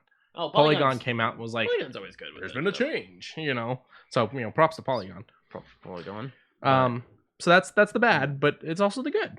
All right. So a little bit more of the bad though. We are losing a couple games on Game Pass. Oh yeah, I'm gonna pull that up while you're saying it. So we are losing Indivisible, which I never played. Oh. Well, I have it on Steam, but it's a really good game. Sea Salt, which I never played. I played a little bit of it. I thought it was a lot different than what it was. Final Fantasy 15 Royal Edition, which kind of sucks for me. I have Final Fantasy 15. I just don't have Royal Edition, so I'm losing that, but oh well. Death Squared, which honestly everyone should already have because it was free a while back on Gold, and it's actually a fun little puzzle game. And Fishing Simulator World Pro Tour. So, okay. Who's even playing this, honestly? I mean, obviously, I guess someone has to be because they're making them. But a few games came out for Game Pass, though. We saw a couple of them on here already. Desperados 3, which I've played the tutorial and started the actual story. It's fun. I thought it was going to be turn-based. It's not as turn-based as I thought. It's a little bit more motion. Isometric. Because isometric is just the camera angle, and you just go. Yeah, kind of. And the concept is, sure, you can get into a full fucking gun battle, but you're probably gonna get killed. The concept is to be sneaky and be smart about your attacks. So there's a lot of throwing knives, and yes, you can use your gun, but people are gonna come to investigate. So use your gun when there's only like one person around, so when they show up, you can take them out too. You get cones of vision. It's fun. Nice. I've never played any of the other Desperado games, but this was fun. The other one is Donut County, which I completed. Yeah, it's a short, sweet, beautiful game. It was weird. Play as a raccoon that doesn't quite understand spatial reasoning and how quantum physics works, but it's fine. I mean, he's ruining everything because the greater good of The trash. greater The good. greater good. So that one was fun. I haven't touched Control yet, and Outer Worlds came to cloud, which I touched a little bit of Control. I heard it's really difficult. First hour of the game. Ugh. Okay. It's very. Oh, you're here. Welcome. We were expecting you. And then, oh, leader, you're here. We've been expecting you. I heard it's weird. Oh, and I heard it's difficult. hello. We've been, and it just kind of loops on that for a minute, and it's just the gunplay is the gunplay that you're not a big fan of, from like Rockstar style. Just the dot, so you know where to shoot, type of thing. It's similar to that. Apparently there's attachments you can put on it to make it a little bit easier, but I'm like, Okay. But it's okay. Infinite ammo, so you don't have to worry about it. It's just reload time. No. Neutral, very neutral as right I'll give now. it a shot later. Eventually, Lauren really wants me to play it because she's heard a lot about it from one of her friends. So it's on my list of things I'm going to get into. But here's the coming soon, and I have dates on these. I mean, Outer Worlds, this is a little out of date because Outer Worlds, Desperado 3, and Control are already released for those. Yeah. Oh, and so does Donut County. So these 5 here. yes. So Cyber Shadow 26 is coming out on the 26th. Sorry, I fucked up that sentence. Cyber Shadow is coming out on the 26th. I don't know anything about it, but it looks kind of cool. And then Yakuza 3, 4, and 5. Let's go. Those are all coming out the 28th, as well as the Medium, one that's been sitting on our coming soon thing for what, 3 months now? Yeah. It's coming on the 28th, so that's right around the corner. 4 days. You have no idea. I have this is one of the only games I have pre-installed in my entire life so far. Really? Yes. It is ready to go. As soon as the 28th hits, it'll hit the patch. As soon as the patch is done, I'm right in it. Nice. I am I never thought I would be excited for a game that I knew so little about. Mm-hmm. But it's just because of the trailer where it really threw in that whole MC Escher style of brain wave, and then you look and it actually turns into what's that painting of the endless staircases? I mean, it's an Escher one. I don't It is know another what it's Escher called. style?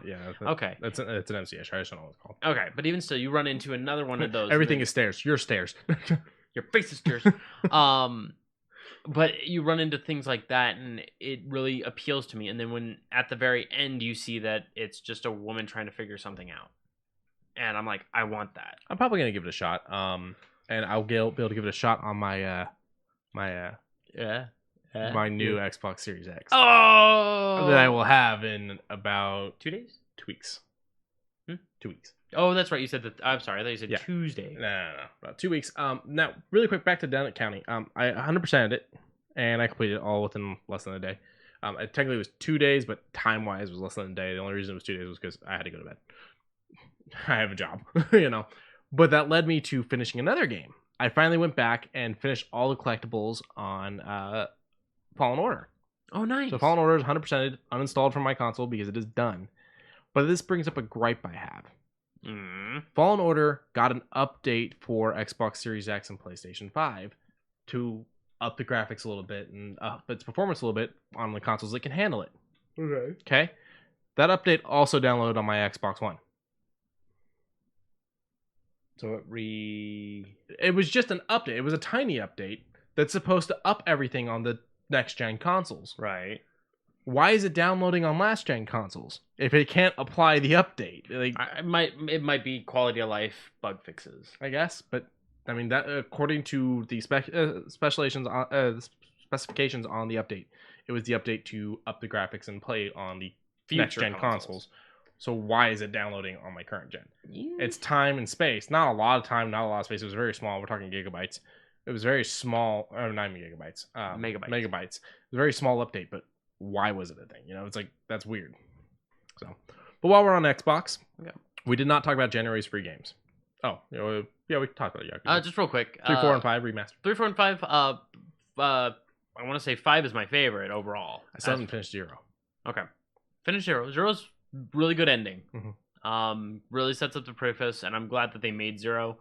But if you ever have a chance, go all the way through, play 5. 5 has a lot of heartbreaking moments for each and every one of these characters. The problem I ran into is that when I was playing it, other people were here. And side stories. People were talking to me, and people got on Xbox Party with me, and I'm trying to read this game, and I'm dyslexic. Okay. Because I can't just listen to the dialogue because it's in Japanese. So I reached a point where I was like, nope, gotta shut the game off. I'm losing the story. 100% losing the story.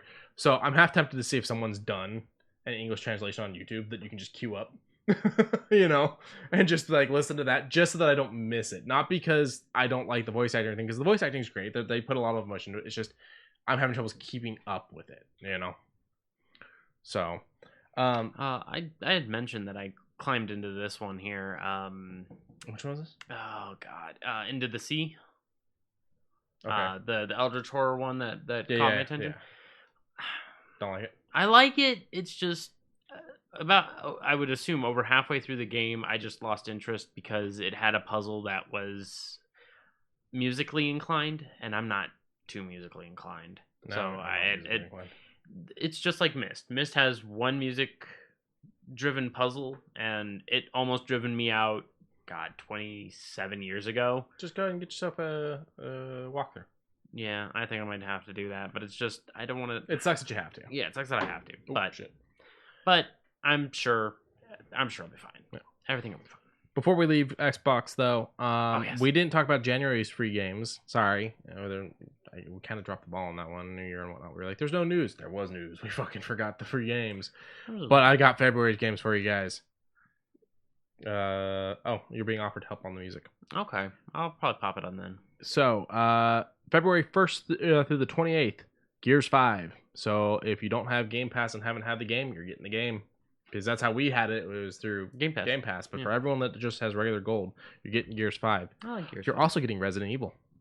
Which one? Resident Evil. Oh, 1? Yeah. Oh, nice. So I'm assuming 0 as well, because I think those two were supposed to be a package thing. Mm-hmm. Pretty sure those were packaged.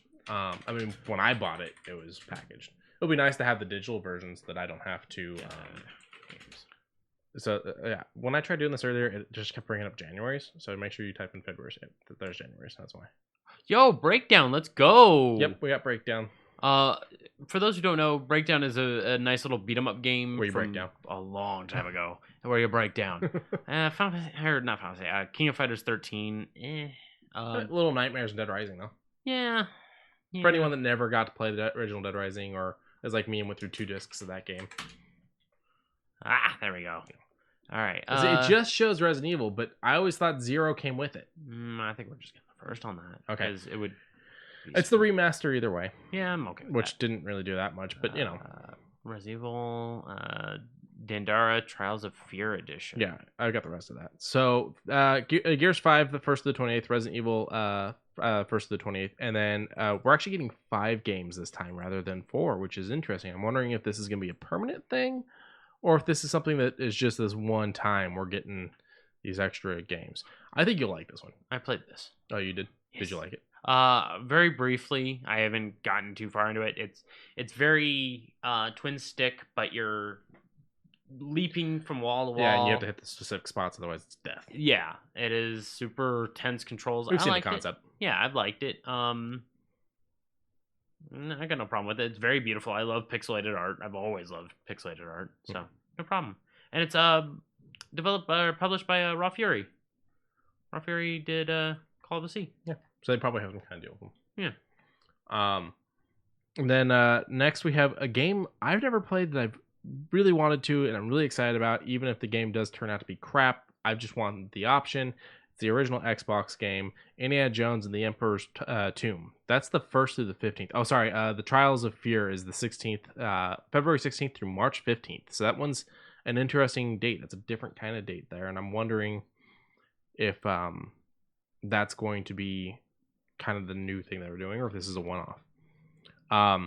But yeah, so yeah, Indiana Jones and the Emperor's Tomb, the 1st through the 15th, which I think is Xbox going, yeah, last week we told you guys there's a new Bethesda Indiana Jones game we're working on, so Might as well catch get up. hyped, Get caught up. So I'm excited. I like indie. I'm gonna play it. And then Lost Planet 2, February 16th to the 28th. I never played anything other than the demo for Lost Planet 1.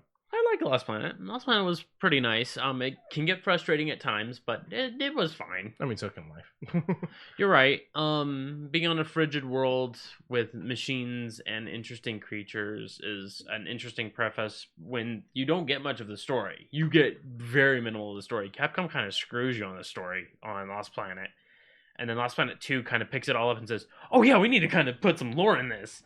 So I always kind of wondered, since I never played more than the demo, is it a less scary Dead Space? Like a snowy... Well, three gets snowy, but...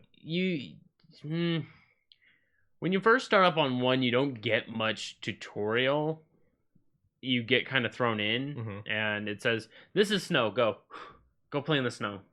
Okay. And you kind of got to figure it all out, and you get the small thing of, hey, go and fix this, or go and do this, and it kind of rabbit holes very lightly into different things, from what I can remember. Lost Planet 2 shoves you into the snow and says, there's this, and this corporation that kind of guides everything. And you're just like, huh? It kind of hits you hard with the lore, if I can recall. And the lore for Lost Planet 2 leads... I believe Lost Planet... Was Lost Planet 3? I don't think there's a third one. I don't think there was either. But I should have sworn there... Nope, there was. Oh, okay. I remember hearing about When it, did and I it come remember out? hearing it was okay. I just never got into it. Scroll down a bit. I want to see when it came out. Oh, 2012, if I saw it correctly. 2013. Okay. 2013.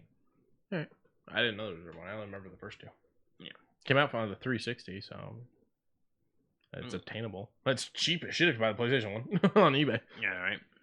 So. But even still, cold stuff, robots, weird creatures. Go have fun. Fight. Yeah. Or just run, because even in the mech suit, fighting isn't usually a viable option, even in that scenario. Oh, so it's kind of just a fight and explore thing? In 3 maybe. I don't know. I mean, sorry, I didn't mean fight. Run and explore is what I meant. Explore. You get a gun and you get machinery parts that can fight off. It's just sometimes running is still a viable option. I've never been a big fan of just run. I didn't get into Outlast. I didn't get into Amnesia. Yeah. I've had my ups and downs with Alien Isolation. I like to fight things. I don't like to just run from everything. I don't like being defenseless. You go and catch these hands. All right. Let's clean up some of the tabs because that was the end on the Xbox stuff. Spoiling things. But up shoe news. So we like The Simpsons, and I mean, this one's kind of out of left field, but this one's based on Simpsons Krusty Burger. Mm-hmm. So I was literally about to make that joke. Clown shoes. Mm-hmm. Yeah, no. For $130 through a D-test. You can have nice, meaty, pink and brown shoes. It kind of got a bit of Solo Cup on the back. A bit of that old retro Solo Cup style. I think that's what Solo Cup still look like. I wouldn't say retro. Yeah. I love that it's got the sesame seeds. Yeah, the sesame seeds. These don't look bad. And Homer would try to eat them. Homer would try to... Oh. Shoes. Oh, and they even got the Simpsons signature in the middle. Yeah. Anything on the bottom? No. Nope. Okay. Nothing of actual interest. But they look fine. They look good. This is the only shoe news that I had for the week. No, I mean, it's a good one. It fits right in our wheelhouse. So 130, do we have a release date? Give me a second. Scrolling. 2021 says Okay. so. Let's see if we got anything as far as... It doesn't look like it. Nothing. Well, thank you, Sneaker News, for having this for us, though. Great photos. Yes, thank They've you. always got great photos. They always do. Oh, we talked about these before. Yeah, the bands. Cool. All right. So Shoe News is light this week, but hey, we still had something for you guys. All right. So I'm part of a couple fan clubs for James Bond, and I pretty much hate almost everyone in those fan clubs. No Time to Die got delayed again. It's been moved from Easter weekend to October 8th of this year. October.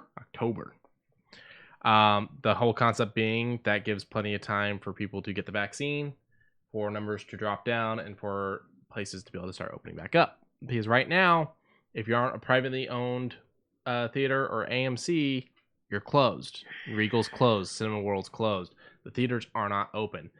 MGM is up for sale. And if this Bond film does not make money, they're going out of business.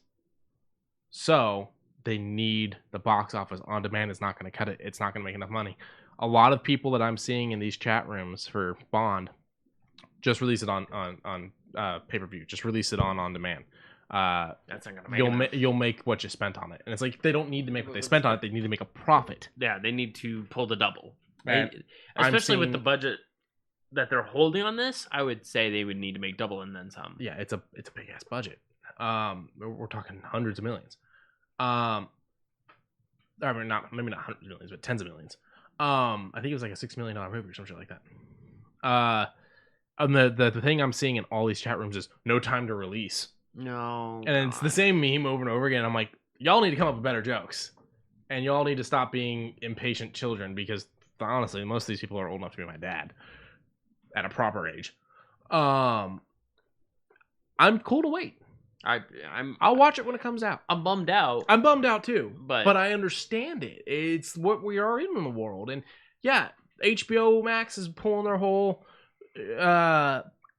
streaming service and theater same time thing, and I get that, it's going to work for them, but they're not a company that's knocking on the door of bankruptcy like MGM is. No. Well, so, of course not, because they have their hands in a lot of different things, which is strange, because MGM I thought would be a little bit MGM sold off a lot of its properties. They did, and it took me a minute to realize that, and I was like, well, don't they have no, they don't they have, wait a minute, like one of the big things I noticed they stopped making those, and it's just it clicked with me that they're not that big. Yeah, one of the main things I was like, when I saw that Tom and Jerry was going to go to an HBO Max release, I was like, what? That was one of the major staples. Wait a minute, and then MGM cartoons. I realized MGM doesn't own Tom and Jerry anymore. They haven't for a while. And a lot of other different small time animated things that they used to.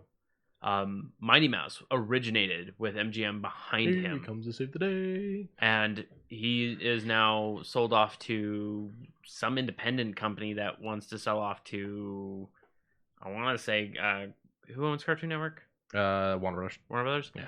I'm sure he'll slide over just fine. And Warner Brothers owns HBO Max. So, if we're going to see anything out of that, probably, if that ever happens. So, basically, the breakdown is Warner Brothers bought DC Comics way back when. Yes. So, everything DC is Warner Brothers. Warner Brothers established the majority of Cartoon Network. They originally did Saturday morning cartoons and decided the cartoon channel would make sense. Nickelodeon was successful. Why can't Cartoon Network? So they own that. They own DC. And then they started buying little bits of different things. And then HBO, they bought. But I think they bought it after Warner Brothers was bought by AT&T. It makes you wonder, that's why they're getting into anime right now. Mm-hmm. Interesting. Very, very interesting. So then now through all that, HBO has been purchased, and HBO went through a big change. They're still going to do the adult content, original content, HBO Max, all that. But when AT&T and Warner Brothers bought them, they killed the adult side of HBO Max. Along with, they also, I do believe, bought Cinemax, so Skinemax is no longer a thing. It was an interesting change in acquisitions. What is it? What do you call those channels? The movie channels? Premium TV. Premium, yeah, Premium TV. Yeah. It's an interesting change in premium TV. Movies. Yeah, I guess. But HBO Max offered, from what I understand, Eon Productions MGM to do a release for this movie. They offered them their budget though. Ooh. And that's why they said no. And everyone's like, they should have just taken it. I want to see the movie. And it's like, you wanting to see the movie is great, but really is your need to sit down and watch 2 hours of James Bond bigger than the survival of a company and people's jobs? I would want people to keep going, because if MGM can do a partnership, sell 48% share to someone else, so that way they can keep going after No Time to Die goes out, I'd be okay with that. Because they're offering the entire company for less than what they made last year. I mean, it's still in the billions. Yeah, of course, but that's still for a big company like that. That's still a little. Like they're just ready to go. MGM That's fine. Cannot function as its own company anymore. That's fine then. But I'm just saying, at least keep the people there. Don't ruin who probably dedicated a lot of time. Look what we saw with the Blizzard thing. Blizzard's not firing that 200 people. They're giving them they're jobs taking still. them. That's right. And that's what needs to happen. If I was a billionaire, I'd probably buy MGM. Honestly, I'd probably be like, fuck it. There's plenty of money there. Bond's gonna print money. Bond is gonna make money. It's just until the theaters are there, it can't. No, of course. I mean, can we pull up the numbers really quick on Spectre? I just want to see the last Bond film to come out. I want to see what the box office numbers were. You spelled it wrong. No, I didn't. Oh, sorry. I was thinking it was with an O. My dyslexic ass. Oh, I was like, bitch, where? Oh, wow. It didn't get good numbers. Yeah, people, I mean, it was a little... People get grumpy. I enjoyed it. I enjoyed it too, but I think I know why they didn't enjoy it. I bet you the Skyfall numbers were through the roof. Oh, you know what? Let's do... fuck it. We'll do Skyfall instead. Just because that one did better. Well, I want the budget, though. The budget on this one still real quick. Okay. And then we'll look at the numbers on Skyfall.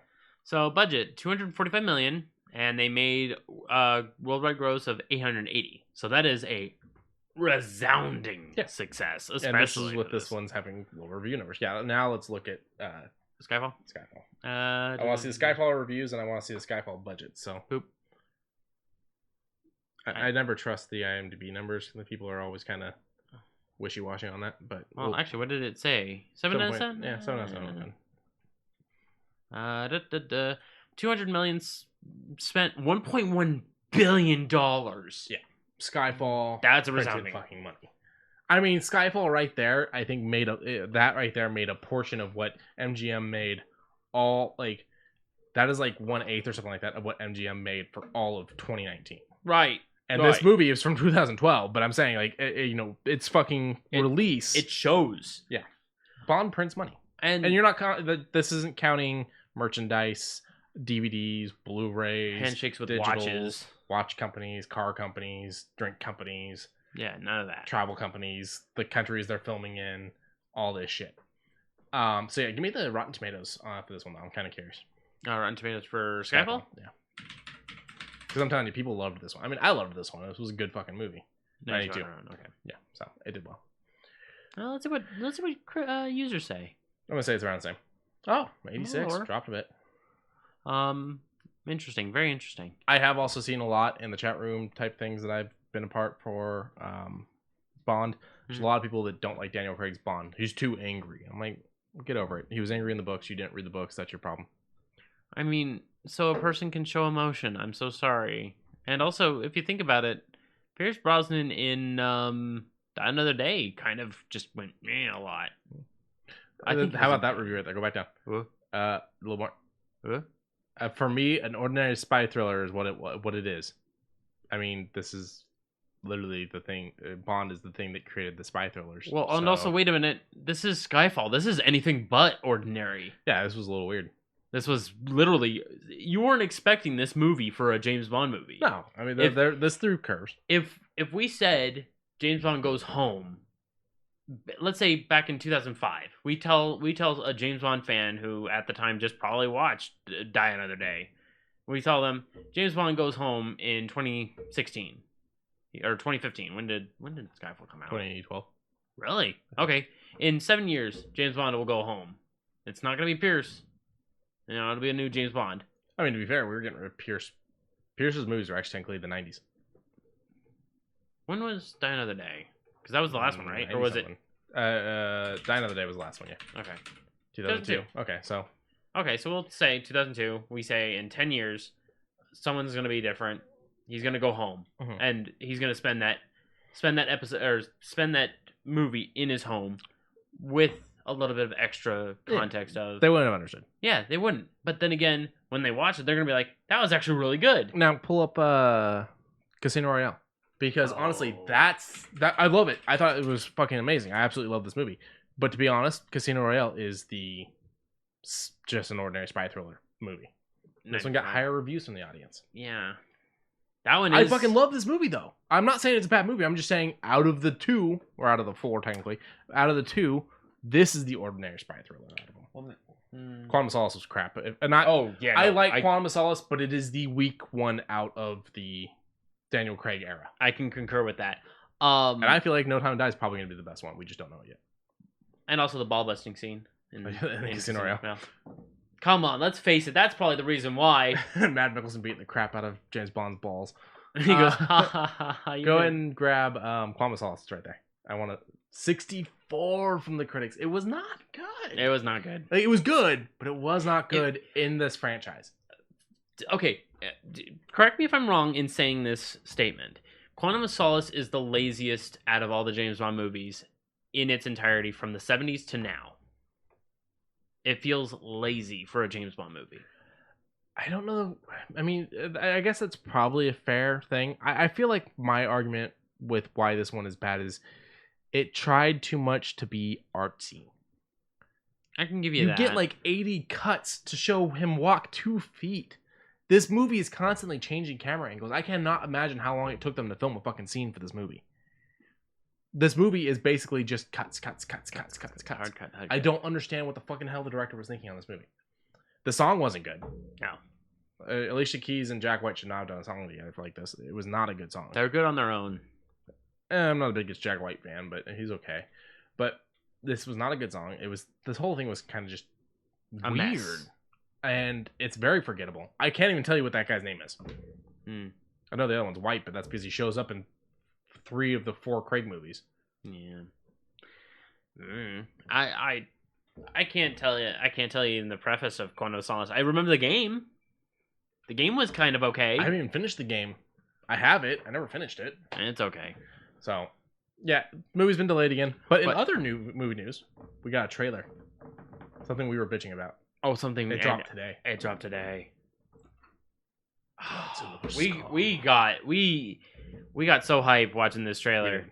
So the trailer we're talking about is Godzilla vs. Kong, and oh boy! Do me a favor, can you refresh this page? I want to see how much the view count's gone up. Before you do it, we're currently sitting at 7,280,703 views. So 7,280,000. 7.2 up to 8.5 in the last 2 hours? Hour and a half. Yeah, give or take. Holy shit. Yeah, people are wanting to watch this. I want to watch this. I love this fucking scene. I want this poster. It looks so good. So can you pull up the date when this is going to drop on HBO Max for me? You got it. Godzilla doesn't land a hit in it. But he spits those hot bars, though. Yeah, a plasma beam going hard. Kong has an axe, which is really cool. I think it's a piece of building. It looked like an axe. It looked like an axe, but I think it's a piece of building. Okay, so we're looking at March 26th for this one. Can you grab the calendar for me? Calendar? Yeah. So March 26th. That's towards the end. Excuse me. So that's towards the end. So that'll actually probably line up just right. So what'll happen is the way we'll probably handle this is probably the 20th. We'll probably watch the first 2, whether that's Godzilla and Kong Skull Island or just the 2 Godzillas. It might be just the 2 Godzillas. And then what we'll probably do is on the... Oh, I said the 20th. I meant the 21st. Yeah. And then what will probably happen is the 28th, we will sit down and watch Godzilla versus Kong. We'll also watch Kong Skull Island. So we'll watch Kong Skull Island and then Godzilla versus Kong. And then we will talk about it a week later.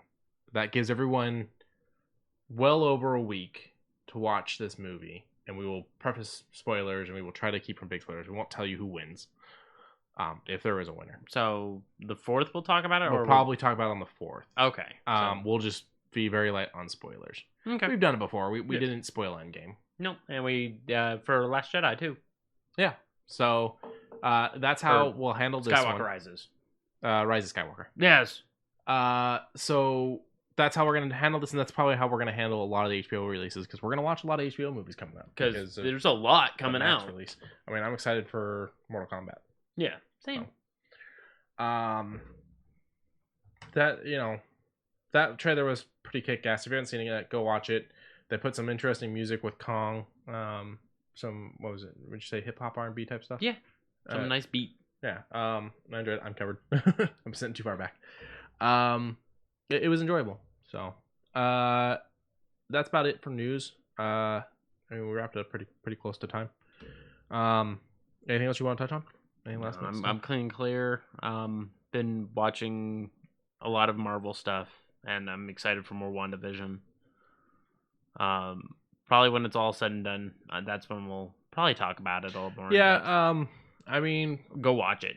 It's great. What'll happen is we'll have an episode 2 days, 3 days, depending on how you look at that. 2 days after the season finale because they come out on Fridays. Mm-hmm. So we'll probably recap all the episodes up to that point and just talk about how we felt about the ending without spoiling it, and then we could probably delve into spoilers the following week. Okay. So if it's that big. Yeah. I'm sure it's going to be pretty big. Oh yeah. I mean, this is being considered the first thing in Phase 4. And it's also a phase that Kevin Feige has confirmed will not have an Avengers movie. So, I mean, who do you got left? I mean, you've got people. I mean, you've got Scarlet. You might have Vision. That's up in the air. Falcon, Winter Soldier, Hulk. Where's Thor's off doing whatever the fuck he's doing with Guardians. Yeah. And that makes me wonder, with the Mind Stone, is it in Wakanda territory right now? The Mind Stone's destroyed. Mind Stone's gone. Yeah, because okay, so here's the breakdown. I'm trying to remember. So Infinity War, I need to watch it. Infinity War, she destroys the stone in Vision's head, and then because Thanos already has the Time Stone, he reverses it, fixes it, pulls the stone out of his head, adds it to the gauntlet. At the beginning of Endgame, we found out he destroyed the stones. That's right. So they have to go and grab the stones from different points in time. They find the Mind Stone at a different point in time, and they use it, whatnot. But those have to go back. But the thing is, in the comics, Vision does not have the Mind Stone in his head. He has a solar gem. It was created by a scientist, and basically it harnesses solar power and has the ability of like 100 brains or something like that. And it is put into him by Ultron. Ultron does create him in the comics. Okay. And so he's got this thing called the solar gem in his head, and that's how he does the beams and whatnot. So if they make the solar gem, I'm wondering if they create the solar gem, if they could just recreate, if they can bring him back to life, because they're already talking in Infinity War that they can remove the stone without killing him. Right. So when they were at Wakanda, so I'm wondering, can they bring him back by giving him something new for Life Force? I mean, it raises up a lot, and I mean, I think it comes down to whether or not Paul Bettany wants to keep doing the character. That, and we got WandaVision to finish up, and hopefully with that will come that answer. Yeah, because who knows? Yeah, WandaVision is definitely interesting. Lots of Easter eggs, lots of speculations on things, lots of good Easter eggs, lots of incorrect articles. Or maybe they are correct. It's just a little askew. Would you call it? I saw an article. It's been long enough. We're gonna talk about episode 2 here. The ending scene with episode 2 with the beekeeper. Okay. I saw an article that was like, "This is AIM, and here's the entire history of AIM. This is what you need to know about AIM, because that is AIM." AIM was a long time ago, and talking about Tony Stark and Iron Man 3. He wanted to start up AIM. Yeah, but they're saying it's AIM. The thing is if you look at the back of the beekeeper suit, it's sword. It's not AIM. Yeah. We also assume it's yellow, but we don't know that it is because we don't see that person in color. No. And then at the same time, there's someone who kind of deals with it, which you had mentioned it's a Spider-Man villain, and we don't. It's part of the Sinister Six. Yeah, and so we don't know if it's connected or not. The thought process that you're talking about is that it's Swarm. It's Swarm. But I mean, could it? And they said it could be a different adaptation of, because it used to be bees could get into technology and handle it, but this one's a more full technology, virus and technology. I don't know. I feel like Swarm's a weird pick. Mm-hmm. I don't see any reason why they would want to connect Swarm. But then at the same time, who the fuck is Beekeeper then? The other issue you run into with it also is if it is Swarm, that's this boy here. That's Spidey. Who's owned by Sony. I don't know. I mean, if they change enough, maybe, because that's how they got away with using Wanda and Petro, was by changing enough of them so that they weren't mutants, they could use it without Flux's blessing. I guess we'll find out. We got 6 more episodes. Yeah. So we'll handle that too in a way that we don't spoil things for you guys. I mean, if you haven't watched episode 2 and I just spoiled that a beekeeper shows up, I'm sorry, but it's been 2 weeks. Yeah, I bet we're gonna try not to do any more. Knock on wood, but if we're talking about it, we're talking about it. Hopefully you take your ear away for a moment. But thank you for joining us. Yep. Tell a friend. Tell a friend. Tell an enemy. Tell a friend of me. Yeah. Follow us on Twitter, Instagram, TikTok even. Yeah, I've only got 2 videos up, but I'm slowly doing the League of Legends thing. I'm trying to figure out Lulu right now. Yeah.